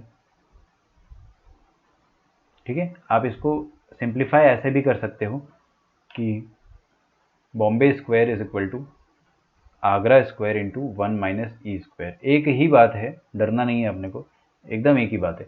इसको आप जब थोड़ा सा इधर उधर इसके साथ खेलोगे तो आपको वो वाली इक्वेशन मिल जाएगी। कैसे? ये जो 1 है इसको यहीं रहने दो, ई स्क्वायर को RHS में फेंक दो और ये माइनस बी स्क्वायर अपॉन ए स्क्वायर को LHS में ले जाओ, तो आपके सामने क्या आ जाएगा? Plus B square by A square is equal to 1 minus E square, और ये ए स्क्वायर को उस तरफ उचका दो, तो आपके सामने क्या आ जाएगा? ये आ जाएगा। एक ही बात है ना सर, कौन सा फॉर्मूला याद रखूँ मैं, कोई एक बताओ ना सर, क्योंकि मेमोराइज करने में दिक्कत जाती है। I would suggest this one, okay, A square is equal to 1 minus B square upon A square. अब यहाँ पे ना देख कर, अच्छा ये कैसे आया सर फॉर्मूला? अगेन आप डेरिवेशन पे मत जाओ, क्योंकि मैं आपको सच में डेरिवेशन में आपको बता दूंगा। मैंने आपको पैराबोला में लास्ट लेक्चर तक एक एक डेरिवेशन एक एक प्रूफ बताया है। ठीक है, यहाँ पर मैं क्या करूँगा, उस चीज़ को थोड़ा सा अवॉइड करूँगा, क्योंकि मेरे को जहाँ पर लगता है कि डेरिवेशन के बिना काम हो जाएगा, अपन बिना डेरिवेशन के प्रोसीड करते। डेरिवेशन समझने में बहुत टाइम लगेगा आपको, है ना, और समझ में नहीं आया तो और टेंशन होगा, क्योंकि डेरिवेशन बहुत लेंदी होते और कोई सिलेबस में है भी नहीं अपने, तो काय को अपन टाइम वेस्ट करें। अच्छा, ये एलिप्स आपका, एलिप्स का पैराबोला, सॉरी बोल रहा हूँ, एलिप्स का एसेंट्रिसिटी इस तरह से आता है। आपको देखते ही समझ में नहीं आ रहा है कि 1 से कुछ सब्ट्रैक्ट सॉरी 1 से कुछ सब्ट्रैक्ट हो रहा है, मतलब 1 से छोटा नंबर है, देखते ही समझ में आ रहा है 1 से छोटा, और फिर उसका अंडर रूट लोगे तो 1 से छोटा नंबर का अंडर रूट लोगे तो 1 से छोटा आएगा। तो क्लियरली एलिप्स का एसेंट्रिसिटी 1 से छोटा ही आएगा। ठीक है, अच्छा अब फोकस की बारी आती है। फोकस का कोऑर्डिनेट क्या होता है, आगे देखो, आगे देखोगे आपके दिमाग में प्रिंट हो जाएगा। दिमाग में प्रिंट हो गया ना तो उसका अलग ही मजा होता है। देखो क्या लिख रहा हूं मैं, फोकस आपका a,0 नहीं आएगा, ना ना ना, जैसे a,0 तो आपका वर्टेक्स आ गया है, ये भी वर्टेक्स है, ये भी वर्टेक्स है, ये भी वर्टेक्स है और ये भी वर्टेक्स है। 4 वर्टेक्स है अपने पास। कितने वर्टाइसेस है? 4। चारों वर्टेक्स मतलब एक तरीके से आपके पास जैसे स्क्वायर होता है ना, या फिर क्वाड्रिलेटरल होता है तो उसमें भी 4, 1 2 3 4 वैसे वर्टेक्स होता है ना, उसी तरह से एलिप्स आ गया तो उसके भी 4 वर्टेक्स, आप उस तरह से इमेजिन करो। अब मेरे पास फोकस जो आएगा उसका कोऑर्डिनेट a,0 नहीं होता है, ae,0 होता है। ठीक है, सिमेट्रिसिटी लगाओ। सिमेट्रिसिटी अगर लगाओगे तो डेफिनेटली इसी आइटम का नेगेटिव आ जाएगा यहाँ पे, तो माइनस ae,0। बात समझ में आ रही है आपको? ये आपका फोकस होता है। ठीक है, मैं आपको कुछ भी प्रूफ नहीं दे रहा हूँ इसका, आप सिर्फ समझिए कि मैं आपको बताना क्या चाह रहा हूँ। अभी तक मैंने आपको 4 चीजें बताई है, चारों बहुत आसान है। क्या कि x के नीचे अगर a स्क्वायर आ रहा है, a हमेशा बड़ा नंबर होगा ना, तो बड़ा नंबर अगर a के नीचे आ रहा है तो x के नीचे जो भी नंबर आ रहा है वो आप यहाँ पे प्लॉट कर दो। x के नीचे a था तो a,0 माइनस a,0, y के नीचे b था तो 0,b 0, माइनस b। ये 4 चीज़ मैंने बताई आपको। फिर उसके बाद मैंने आपको एसेंट्रिसिटी का फॉर्मूला बताया, और फिर फाइनली बताया कि फोकस क्या होता है। फोकस होता है आपका ae,0 और माइनस ae,0। ठीक है। अच्छा चलो बहुत बढ़िया, बहुत ही बढ़िया। If it is buffering then I might suggest you to wait for a while. I don't think it is buffering.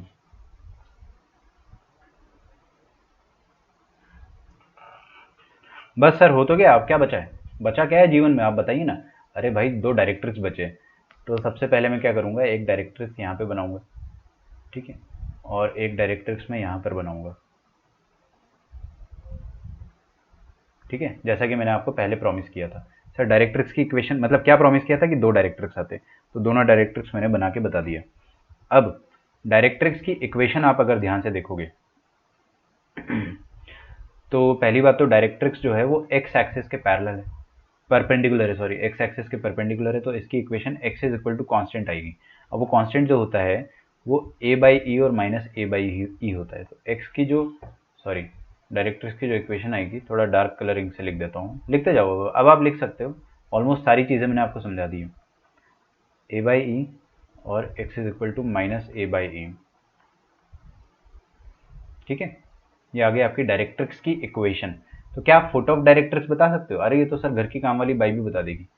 ये जो फुट ऑफ डायरेक्ट्रिक्स है इसको आप क्या बोलोगे, एफ मत बोल देना, क्योंकि एफ अपन फोकस के लिए यूज कर चुके हैं, ऑल्दो अपन फ्यूचर में फोकस के लिए S1 S2 यूज करना ज़्यादा प्रेफर करेंगे, है ना, लेकिन F1 F2 में ज़्यादा यूज करता हूँ क्योंकि उसमें क्या ज़्यादा अच्छा आइडिया मिलता है अपने को। तो ये फुट ऑफ डायरेक्ट्रिक्स को अपन क्या बोलते हैं, ABCD EF,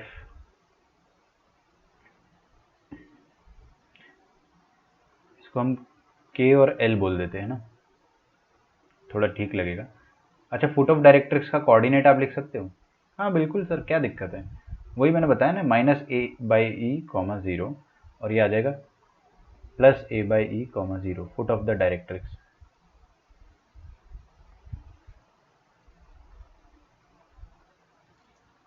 ठीक है।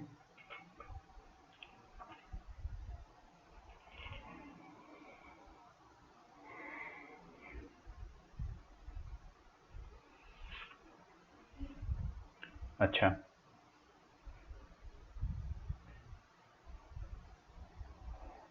अब देखिए पैराबोला में क्या होता था, एक्सिस होती थी, ये होती थी एक्सिस, है ना, ये वाली लाइन एक्सिस होती थी। एलिप्स में भी एक्सिस होती है बट दो दो एक्सिस होती है। एक तो आपकी ये वाली एक्सिस हो जाएगी जो कि एक्स एक्सिस खुद है, उसको अपन बोलेंगे मेजर एक्सिस, और ये वाई एक्सिस को बोलेंगे अपन माइनर एक्सिस, ठीक है। अच्छा मेजर एक्सिस एक्चुअली चालू यहाँ से होती है और ख़त्म यहाँ पे हो जाती है। मेजर क्यों बोल रहे हैं अपन, क्योंकि इसका लेंथ बड़ा है, ठीक है। सर कैसे पता चलेगा कि लेंथ बड़ा किसका आ रहा है? अरे भाई मेरे, आपको मैंने बता दिया ना कि ए बड़ा नंबर है, ए अगर बड़ा नंबर है तो, और बड़ा नंबर किसके नीचे, एक्स के नीचे, तो बड़ा नंबर जिसके नीचे है वो वाली एक्सिस आपकी मेजर एक्सिस हो जाएगी। तो बड़ा नंबर एक्स एक्सिस के नीचे था, तो ये जो एक्स एक्सिस है ये मेजर एक्सिस को कैरी करेगा और वाई एक्सिस माइनर एक्सिस को कैरी करेगा, ठीक है। तो अब मैं आपके सामने definition of major and minor axis लिखवाना चाह रहा हूँ, ऑल्दो मेरा मन नहीं है बट फिर भी लिखवा देता हूँ। मतलब डेफिनेशन लिखवाने का किसका मन करता है?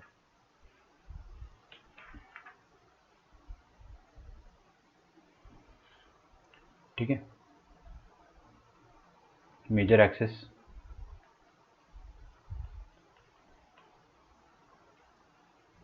लिखिए, line perpendicular to directrix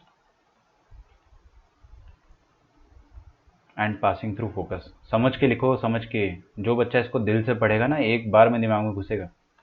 line perpendicular to directrix, यहाँ पे डायरेक्ट्रिक्स दो दो है तो डायरेक्ट ट्राइसेस बोलोगे आप, and passing through focus,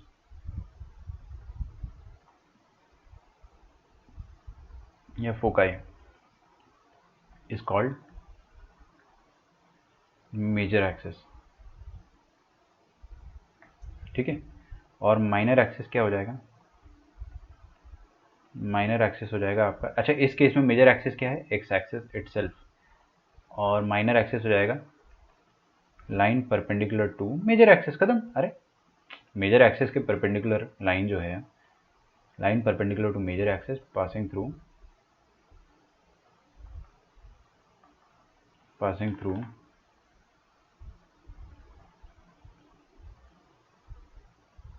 the centre of the ellipse,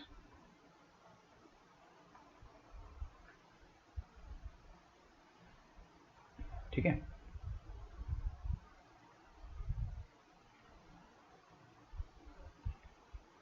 चलो बहुत बढ़िया, ये इस केस में माइनर एक्सिस हो जाएगी आपके पास वाई एक्सिस, ठीक है। अच्छा, ये जो नीचे वाला आइटम लिखा है इसको मैं थोड़ा और नीचे पुश कर देता हूँ।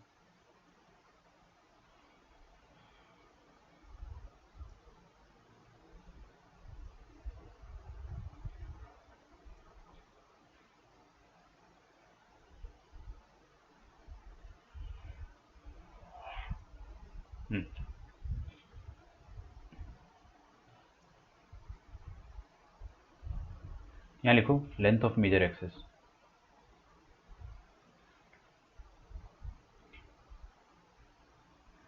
मेजर एक्सिस का लेंथ क्या होगा? मेजर एक्सिस का लेंथ हो जाएगा A1 A2, that is 2A। और लेंथ ऑफ माइनर एक्सिस खुद से समझो, थोड़ा सा खुद से समझो, मैं अभी जाऊंगा फिगर में वापस। लेंथ ऑफ माइनर एक्सिस ये हो जाएगा B1 B2, जो कि हो जाएगा 2B, है ना। तो ये वाला लेंथ जो होता है A2 से, है ना, A2 से A1 के बीच का, ये 2A हो जाएगा ना। अरे ये A,0 और माइनस A,0 तो 2A हो जाएगा। और लेंथ ऑफ माइनर एक्सिस हो जाएगा B1 से लेकर B2, 2B, ठीक है।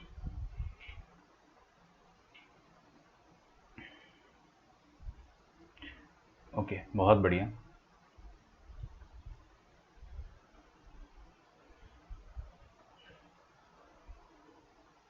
अब हम लिखेंगे कोऑर्डिनेट्स ऑफ फोकाई। फोकाई के कोऑर्डिनेट क्या हो जाएंगे? F1 का कोऑर्डिनेट हो जाएगा आपके सामने AE,0 और F2 का कोऑर्डिनेट हो जाएगा माइनस AE,0, ठीक है। आसान है, कोई दिक्कत नहीं है। एसेंट्रिसिटी मैंने आपको लिखवा दी है, बहुत बढ़िया है ना। चलो, कोऑर्डिनेट ऑफ फोकाई सोचने दो थोड़ा, हाँ अभी काम की चीज़ है अपने पास। चलो पहले डायरेक्ट्रिक्स लिख देते, equation of directrix. Equation of directrix थोड़ा सा यार देखो बोरिंग पार्ट है क्योंकि मैं लिखवा रहा हूँ आपको, है ना, आई नो, बट यार प्लीज़ लिख लो, है ना। मैं क्या करूँ, मैं छोड़ नहीं सकता इस चीज़ को कि आपको लिखवाई हूँ। आपके पास नोट्स होने चाहिए, क्योंकि क्या होगा ना कि आपको अभी ये बहुत आसान लग रहा होगा, आज से 6 महीने बाद आपको याद ही नहीं रहेगा कि डायरेक्ट्रिक्स होता क्या था एलिप्स का। मैं बता तो रहा हूँ आपको, हर बच्चा उस फेज से गुजरता है, उसको एलिप्स का डायरेक्ट्रिक्स का इक्वेशन याद नहीं होता है। इसलिए मैं लिखवाता हूँ ये सब चीज़ें कि आपका रिवीजन अच्छे से हो जाए, वरना आपके नोट्स बनाने के लिए मेरे को ज़्यादा मेहनत थोड़ी लगेगी। इक्वेशन ऑफ डायरेक्ट्रिक्स लिख दिया अपन ने। फिर हम लिखेंगे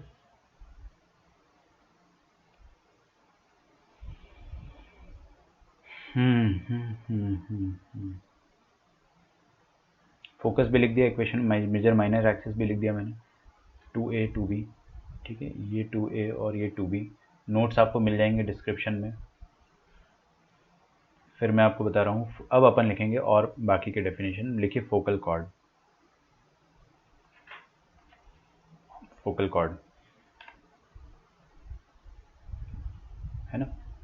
फोकल कॉर्ड लिखे, अ कॉर्ड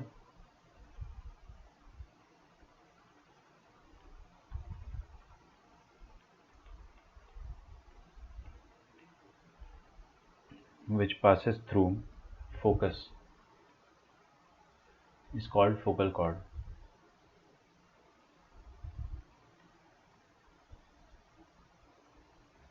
ठीक है, is called focal chord। तो भाई जितने भी कॉर्ड मैं बना सकता हूँ पहले तो वो देखते हैं। ये कॉर्ड है ना, ये कॉर्ड है, ये कॉर्ड है, ये कॉर्ड है, लेकिन इसमें से एक भी फोकल कॉर्ड नहीं है। एक है बस, पहला वाला, क्योंकि वो बेचारा फोकस से पास कर रहा है, बाकी कोई भी फोकस से पास नहीं कर रहा है। तो जो भी कॉर्ड आपका फोकस से पास करता है उसको अपन क्या बोलते हैं? फोकल कॉर्ड बोलते हैं, इज कॉल्ड फोकल कॉर्ड, ठीक है। प्लीज़ लिखते जाइए ना, मैं आपको डेफिनेशन जो लिखवाऊंगा और वो लिखना ही पड़ेगा अपने को। डबल ऑर्डिनेट, मेरा भी मन करता है कि मैं आपको फटाफट थ्योरी समझा के क्वेश्चन कराऊं। क्वेश्चंस करने में अलग मज़ा आता है, बट क्या है ना कि आप क्वेश्चन अभी कर लोगे, बाद में आपको थ्योरी याद नहीं रहेगी। डबल ऑर्डिनेट क्या होता था पैराबोला में? इधर देखो सब, देखो इधर, ये रहा पैराबोला, है ना, ये रहा पैराबोला का फोकस। डबल ऑर्डिनेट मतलब क्या होता था? ऐसे कॉर्ड जो कि एक्सिस से परपेंडिकुलर हो। ये सारे के सारे कॉर्ड एक्सिस से परपेंडिकुलर है, सारे के सारे कॉर्ड एक्सिस से परपेंडिकुलर है,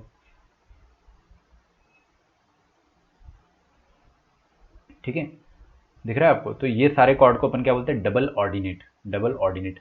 और इन डबल ऑर्डिनेट में से एक खूबसूरत कॉर्ड होगा जो फोकस से पास कर रहा होगा। देखो ये वाला जो कॉर्ड है ना, जिसको मैं डार्क कर रहा हूं, ये परपेंडिकुलर तो है ही एक्सिस के, लेकिन फोकस से भी पास कर रहा है, तो इसको अपन क्या कहेंगे? लेटस रेक्टम कहेंगे। सेम चीज एलिप्स में भी रहेगी, कुछ भी चेंज नहीं होगा, but will just write it. Okay, तो मैं आपको शॉर्ट में लिखवाऊंगा, chord perpendicular to the major axis, chords लिख देना, क्योंकि we can have infinite double chord, double ordinates to the major axis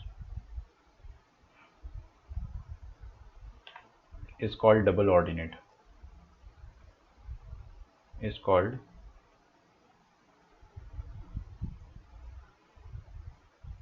double ordinates।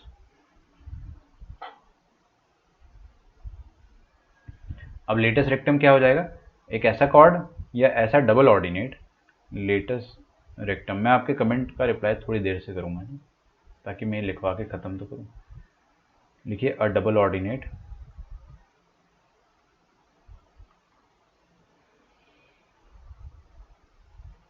which passes through the focus,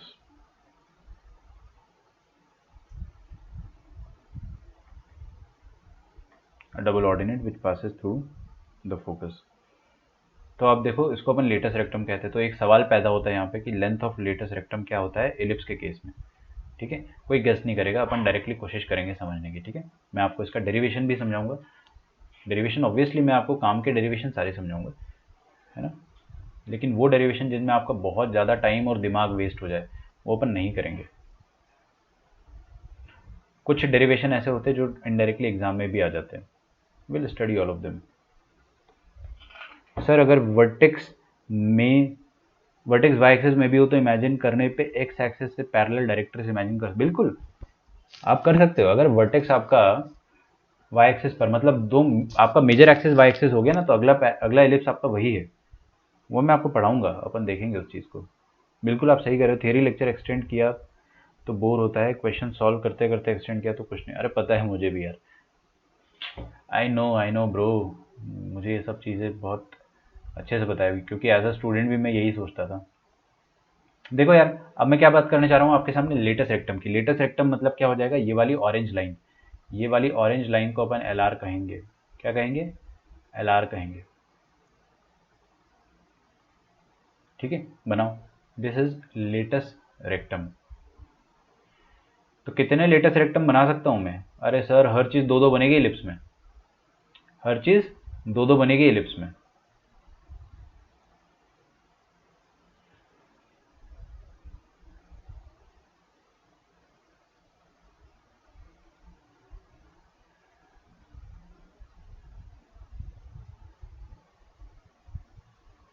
ठीक है, तो दो एल आर बन गए मेरे सामने। अब इस एल आर का लेंथ निकालने के लिए मेरे को क्या करना पड़ेगा? इस एल आर के कोऑर्डिनेट्स निकालने पड़ेंगे एक्सट्रीम्स के। तो ये एक्सट्रीम हो गया, इनके कोऑर्डिनेट निकालने पड़ेंगे। मैंने बोला कि इसका ये जो एक्सट्रीम नंबर 1 है ना, जो पहला एक्सट्रीम है, इसको मैं कुछ बोल देता हूँ, पी बोल देता हूँ, और इसको क्यू बोल देता हूँ। ठीक है, और इसको, अरे यार,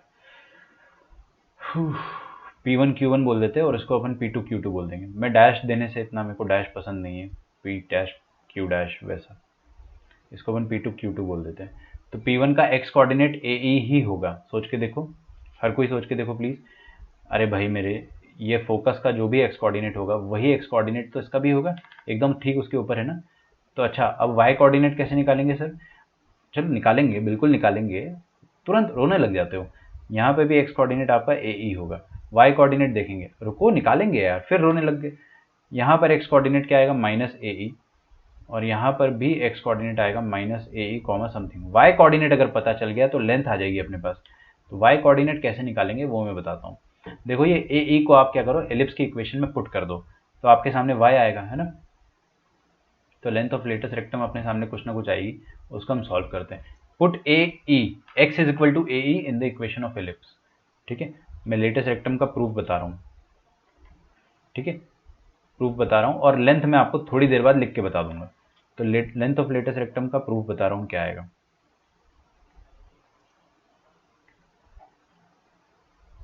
put x is equal to AE in the equation. देखो आज आपको होमवर्क कम दिया जाएगा ना, तो आज आपको क्या करना है, स्ट्रेट लाइन और सर्कल बहुत अच्छे से रिवाइज करना है, गॉड लेवल रिवीजन कर लो, ठीक है।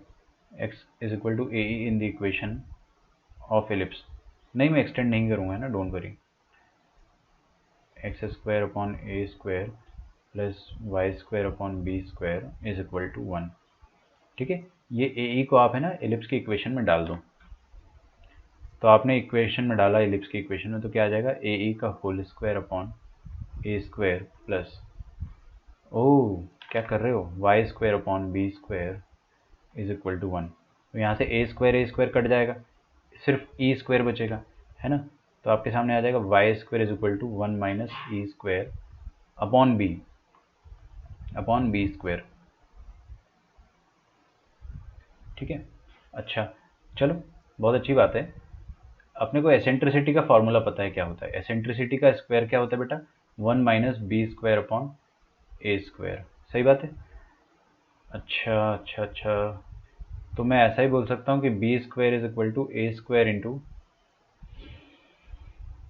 1 माइनस ई स्क्वायर,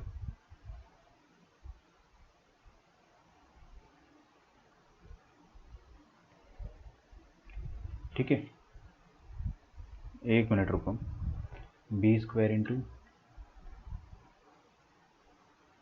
1 माइनस ई स्क्वायर, यहाँ तक तो ठीक है अपने पास, हाँ ठीक है।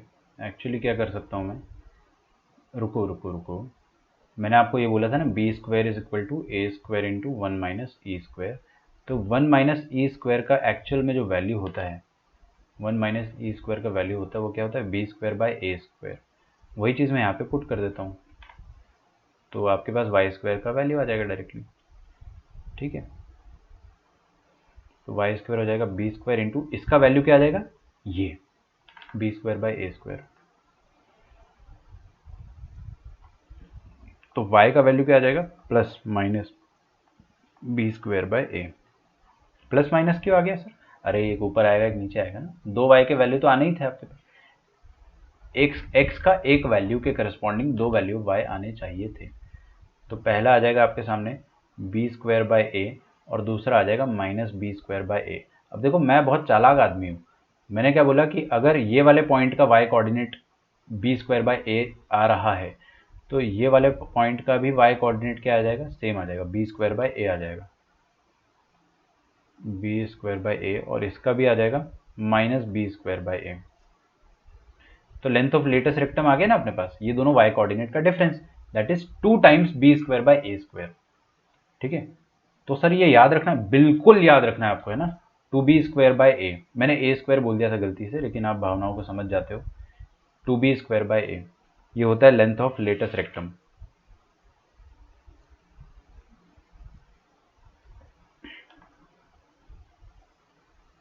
लिख डालो यहाँ तक 2b स्क्वायर बाय ए, फिर से मैंने ए स्क्वायर लगा दिया।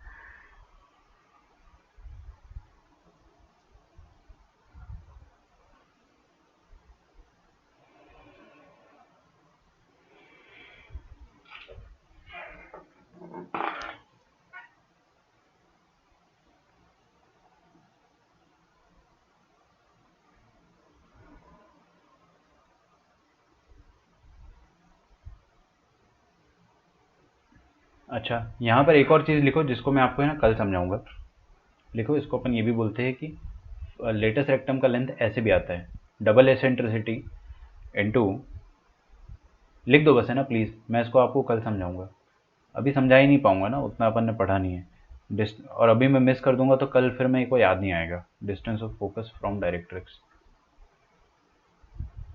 बहुत इजी है, आप चाहे तो खुद से प्रूव कर सकते हो अगर आप थोड़ा सा भी दिमाग लगाओगे तो, ठीक है। अभी मैं आगे बढ़ता हूँ ना, हमने इस एलिप्स के लिए सब कुछ पढ़ लिया बेटा, सब कुछ पढ़ लिया है, जो जो अपने को रास्ते में आया वो हमने सब कुछ पढ़ लिया।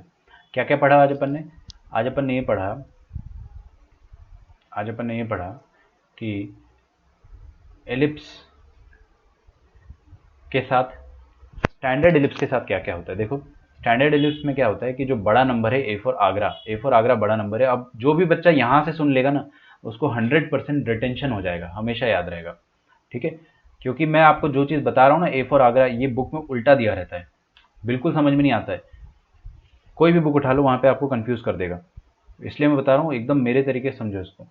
बड़ा नंबर हमेशा ए फॉर आगरा, छोटा नंबर हमेशा b for Bombay, b for Bablu, Bablu हमेशा छोटा नंबर है ना। अब देखिए बड़ा नंबर जो है वो अगर एक्स के नीचे है तो आपका मेजर एक्सेस जो होगा, ये मेजर एक्सेस आपका एक्स एक्सेस हो जाएगा, ठीक है। तो आपका एलिप्स जो होगा वो एक्स एक्सिस पर लेटा हुआ होगा, इसको अपन हॉरिजॉन्टल एलिप्स भी बोलते हैं। जब आपका बड़ा नंबर ए अगर वाई के नीचे आ जाता है तो आपका एलिप्स वर्टिकल बनता है इस तरीके से, वो अपन अभी देखेंगे आफ्टर 3 मिनट्स, ठीक है। तो वो वर्टिकल एलिप्स हो जाता है। फिर उसके बाद हम लोग क्या बोलते हैं कि ओरिजिन होता है सेंटर, इस केस में, इस पर्टिकुलर केस में सेंटर ऑफ द एलिप्स होता है ओरिजिन। ओरिजिन से आप ए ई डिस्टेंस आगे जाते हो तो आपको पहला फोकस मिलता है, ओरिजिन से ए ई डिस्टेंस पीछे जाते हो तो आपको दूसरा फोकस मिल जाता है, ठीक है। अच्छा, वर्टेक्स क्या है आपका a, 0 और -a, 0, और दूसरे और वर्टेक्स है आपके पास b1 b2, मतलब 0b और 0, -b, ये 4 वर्टेक्स हो गए अपने पास, और एक ओरिजिन हो गया। अब उसके बाद ये वाला जो डिस्टेंस है उसको मैं मार्क कर देता हूँ, so this distance is a e and this distance is also a e. समझ में आ रहा है? तो दोनों फोकस के बीच में दूरी कितनी होती है? 2AE, ठीक है। Distance between both the focus are F1 F2 के बीच में जो डिस्टेंस होता है, यहाँ पे लिख दो ना आप, also F1 F2 is equal to 2AE, ठीक है। कुछ भी याद मत रखो यार, ये तो आप हल्की हाल सोच सकते हो ना, मैं आपको बता रहा हूँ कि हाँ ऐसा सोचना पड़ता है कई बार। अच्छा ये देखो यहाँ पे ये वाला डिस्टेंस जो है ओरिजिन से लेकर डायरेक्ट्रिक्स के फुट तक का डिस्टेंस कितना हो जाएगा, ये देखो ना क्या है, A/E, तो सिंपली ये हो जाएगा A/E हो जाएगा आपका डिस्टेंस, और ये वाला डिस्टेंस क्या हो जाएगा, ये वाला डिस्टेंस भी हो जाएगा A/E,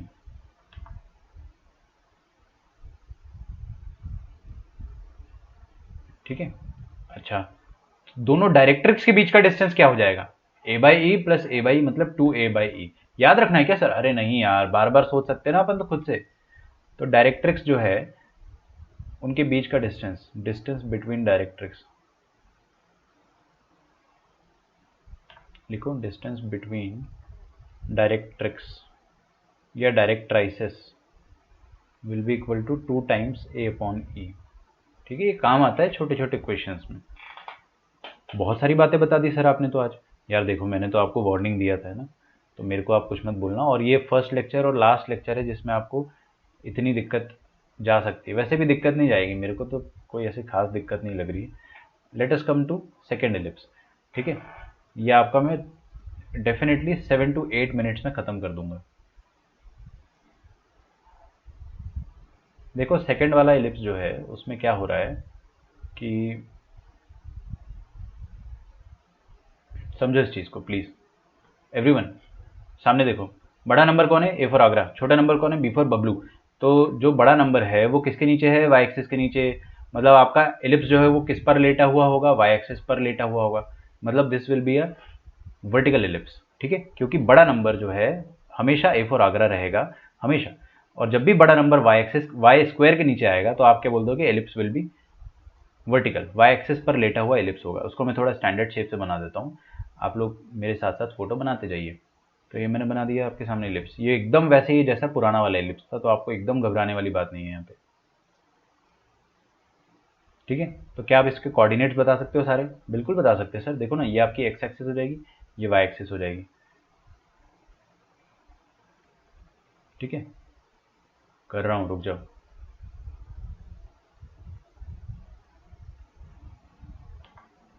ये वाई एक्सिस हो गई, ठीक है। अच्छा, सेंटर ऑफ द एलिप्स क्या हो जाएगा? 0,0। थोड़ा सा बड़ा कर देते एलिप्स को, है ना, थोड़ा सा बड़ा कर देते। 5 मिनट में हो जाएगा ये वाला एलिप्स, एकदम उसी के जैसा है, कुछ इसमें कॉम्प्लिकेशन नहीं है।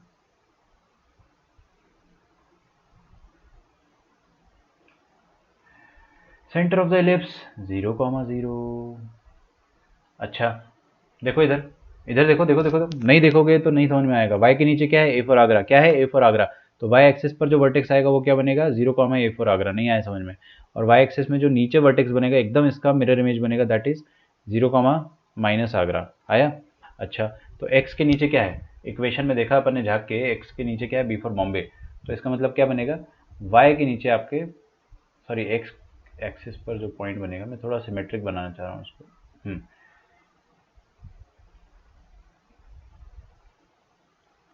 तो एक्स एक्सिस पर एक्स के नीचे बी है ना, तो एक्स एक्सिस पर बी आएगा, बी कॉमा 0 और माइनस बी कॉमा 0।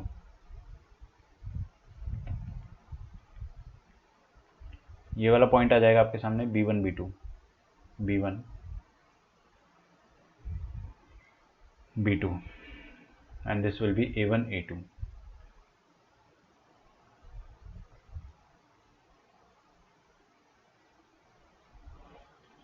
समझ में आ रहा है आप सबको? पक्का?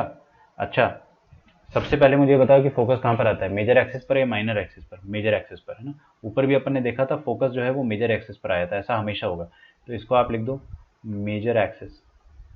ठीक है, मैंने आपको बताया था बट यहाँ पे लिखा नहीं था अपन ने एक्सप्लिसिटली, आप लिख दो यहाँ पे माइनर एक्सिस।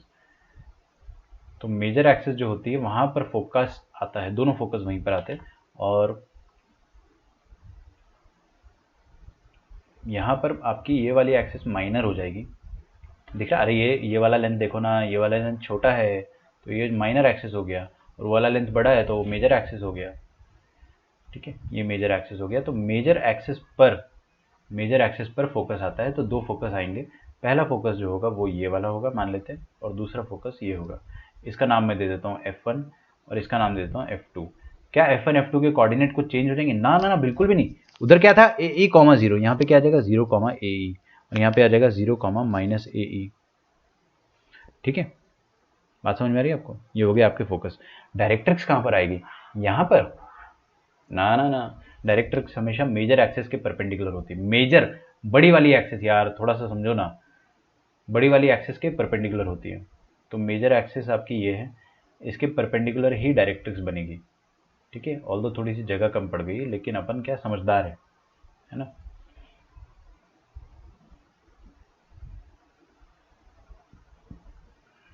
तो ये a ग्रेटर देन b मैं यहाँ पे नज़दीक लिख देता हूँ थोड़ा,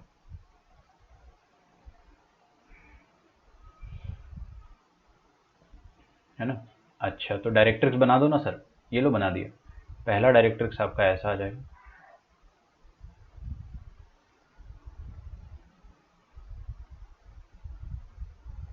हैंग हो गया सिस्टम।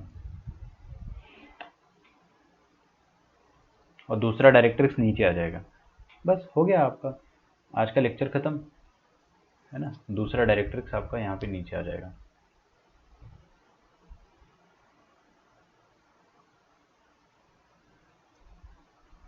अच्छा, डायरेक्ट्रिक्स की इक्वेशन सर क्या होती थी वहाँ पर? वहाँ पर जो डायरेक्ट्रिक्स की इक्वेशन होती थी वो होती थी x is equal to a upon e, और यहाँ पर डायरेक्ट्रिक्स की इक्वेशन क्या हो जाएगी, y is equal to a upon e. ये नीचे तो माइनस ए अपॉन ई होगा, और वो ऊपर वाले का क्या आ जाएगा, y is equal to a upon e. तो ये फुट ऑफ डायरेक्ट्रिक्स आप बता सकते हो ना, के एल बोला था मैंने, तो फुट ऑफ डायरेक्ट्रिक्स हो जाएगा 0,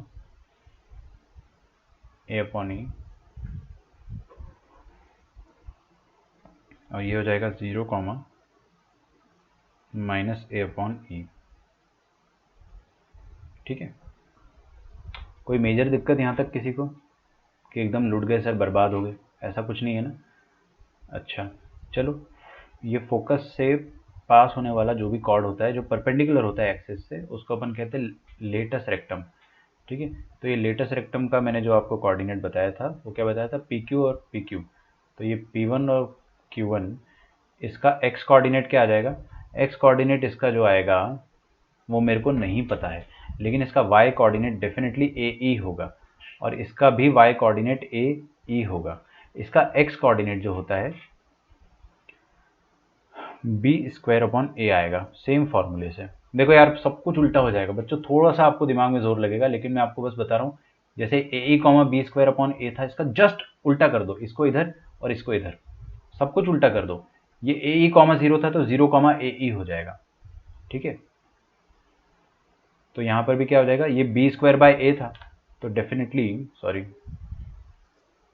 बी स्क्वायर बाय ए था, तो ये क्या हो जाएगा माइनस बी स्क्वायर अपॉन ए,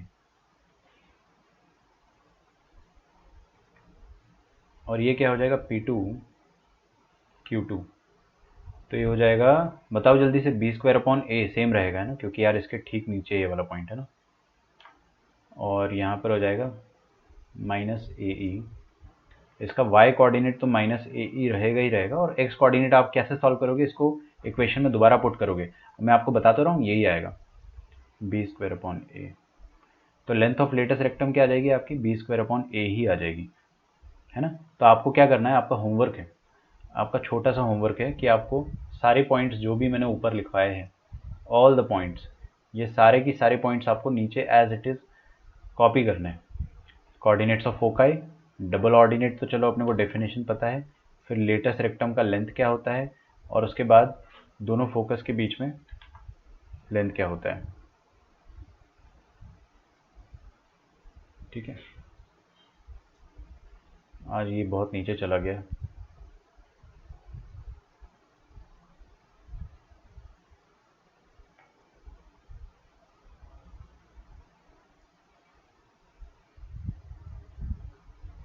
ठीक है।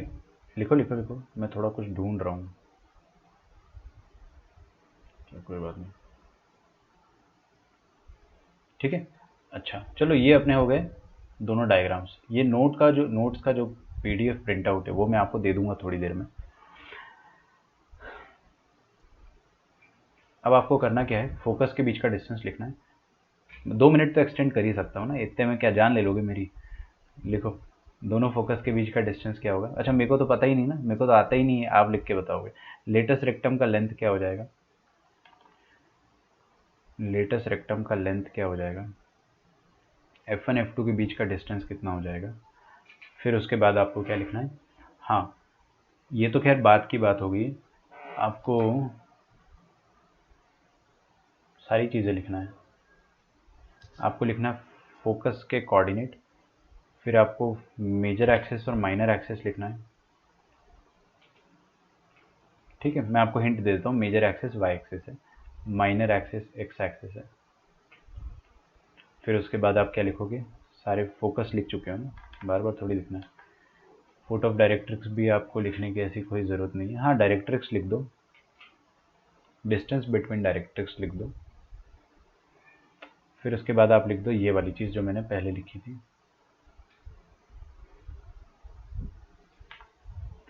ठीक है। क्या था, F1 F2, और उसके बाद था मैं भूल रहा हूँ क्या था, हाँ length of latest rectum, sorry.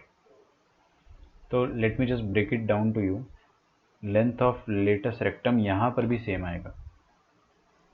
तो सर ये कैसे हो गया कि 2b स्क्वायर अपॉन ए आ गया, वहाँ पर भी वही आया था यहाँ पे। अरे ये आपका जादू है भाई, मतलब मेरा जादू है। आप किताब में देखोगे ना, तो वर्टिकल वाले एलिप्स के लिए लेटेस्ट रेक्टम का लेंथ ये आता है किताबों में, 2a स्क्वायर अपॉन बी। बच्चे ना याद करते करते थक जाते हैं। मैंने उसको इस तरीके से ड्राइव करा है कि आपके जितने भी लेंथ वाले फॉर्मूले होंगे they are not going to change. जैसे F1 F2 के बीच का डिस्टेंस 2a/2ae ही रहेगा, और डायरेक्ट्रिक्स के बीच का जो डिस्टेंस रहेगा ना, डायरेक्ट्रिक्स का जो फुट होता है आपके सामने KL, उनके बीच का डिस्टेंस सेम रहेगा 2a/e, सब सेम रहेगा। क्यों, क्योंकि सर आपने इतनी चालाकी से फॉर्मूला बना के दिया है कि ए और बी से फर्क नहीं पड़ा। जैसे ही अपन बड़े वाले नंबर को ए बोल देते हमेशा, जैसे कि आपको मैं अगर देता हूँ, कल कल मैं आपको क्वेश्चन कराऊंगा, x square upon 9 plus Y square upon 16 is equal to 1। तो यहाँ पे आप क्या देखोगे, देखते ही बता दो ये वाला एलिप्स वर्टिकल है या हॉरिजॉन्टल है। देखो ना ध्यान से, बड़ा वाला नंबर किसके पास है, बड़ा वाला नंबर y के पास है, तो it is a vertical ellipse, खत्म। और जो वर्टिकल वाला एलिप्स है, y के नीचे क्या लिखा है 16, 16 को क्या मैं प्यार से 4 स्क्वायर लिख सकता हूँ, और 9 को मैं 3 स्क्वायर लिख सकता हूँ। तो आप मुझे बताओ कि ये 3 और 4 में से ए किसको बोलेंगे, ए अपन बोलेंगे 4 को, और बी बोलेंगे 3 को। 4 को क्यों बोला, अरे हमेशा आप बड़े नंबर को ए बोलो, हमेशा। आपको 1% का भी कंफ्यूजन नहीं होगा, एक रत्ती भर की दिक्कत नहीं होगी आपको। आप बड़े नंबर को ए बोलो, सारे फॉर्मूले चाहे वो वर्टिकल एलिप्स हो चाहे वो हॉरिजॉन्टल एलिप्स हो, आपको सेम मिलेंगे, ठीक है। आई गारंटी यू, आपको बहुत इजीली सब कुछ आराम से आपके दिमाग में घुसेगा, ठीक है। सारे कोऑर्डिनेट एकदम सेम आएंगे, हाँ लेकिन कोऑर्डिनेट चेंज, जैसे कि 0, a बाई ई आया यहाँ पे, वहाँ पे a बाई ई 0 आया, तो इतना तो दिमाग आपको लगाना पड़ेगा, ठीक है। तो आई बिलीव आपको आज का लेक्चर समझ में आया होगा, बहुत बेसिक एलिप्स के मैंने आपको कंसेप्ट समझाए हैं, है ना। यहाँ पर जितनी भी चीज़ें आप एक बार लिख लेना, कल से अपन क्वेश्चंस करना स्टार्ट कर देंगे, एंड फिर एलिप्स में भी टेंजेंट और नॉर्मल आएगा, एलिप्स में भी वो सब आएगा, कॉर्ड, फोकल कॉर्ड, सीकेंट वगैरह, तो वो सब अपन बहुत आसान है यार, है ना, डरो मत बिल्कुल भी, बहुत ईजी है। आपने अगर पैराबोला पढ़ लिया तो आप एलिप्स में भी सब पढ़ लोगे, हाइपरबोला में भी सब पढ़ लोगे, ओके। अब आपका होमवर्क जो है ना, आपके पास अगर न्यूमेरिकल वैल्यू टाइप आपने 10 तक करे ना, आप इसको पूरा कंप्लीट कर लो, बस ये आपका होमवर्क है आज की तारीख में, जस्ट कंप्लीटेड। होमवर्क मैं आपका चेक करूंगा, है ना, पूरा चेक करूंगा। आज का होमवर्क आपका फॉरवर्ड होने वाला है अभी सर को, और मॉड्यूल में आपको करना है आपको 1 to 10 हो जाएगा ना, 20 questions, they are not too much. Module बहुत आसान है, बहुत ईजी है, ठीक है। आई होप आपको एलिप्स अच्छे से समझ में आया होगा। एक बार रिवाइज कर लेना, नोट्स का PDF प्रिंट तो ज़रूर निकाल लेना, क्योंकि मैंने बहुत सिस्टमेटिक तरीके से सारे फोटो बनाए हैं और एक एक चीज़ बहुत अच्छे से लिख के दिया, तो आपके पास रहेगा, तो आपके पास कभी भी प्रिंट आउट निकालने का ऑप्शन तो रहेगा ही ना, ठीक है। कल मिलते हैं अपन, bye everyone, thanks a lot. और रिवाइज करना, और क्विज के लिए अच्छे से तैयारी कर लो, क्विज अच्छे से देना, है ना। अब जो बच्चा प्रेजेंट है, जो बच्चा प्रेजेंट है, वो लेक्चर छोड़ते छोड़ते बस प्रेजेंट सर लिख के चले जाओ, ठीक है। जो भी बच्चे प्रेजेंट है, आप प्रेजेंट सर लिख दो, and take care, bye bye, ठीक है। नहीं लिखोगे तो आपका नुकसान है, इसमें तेरा घाटा, ठीक है।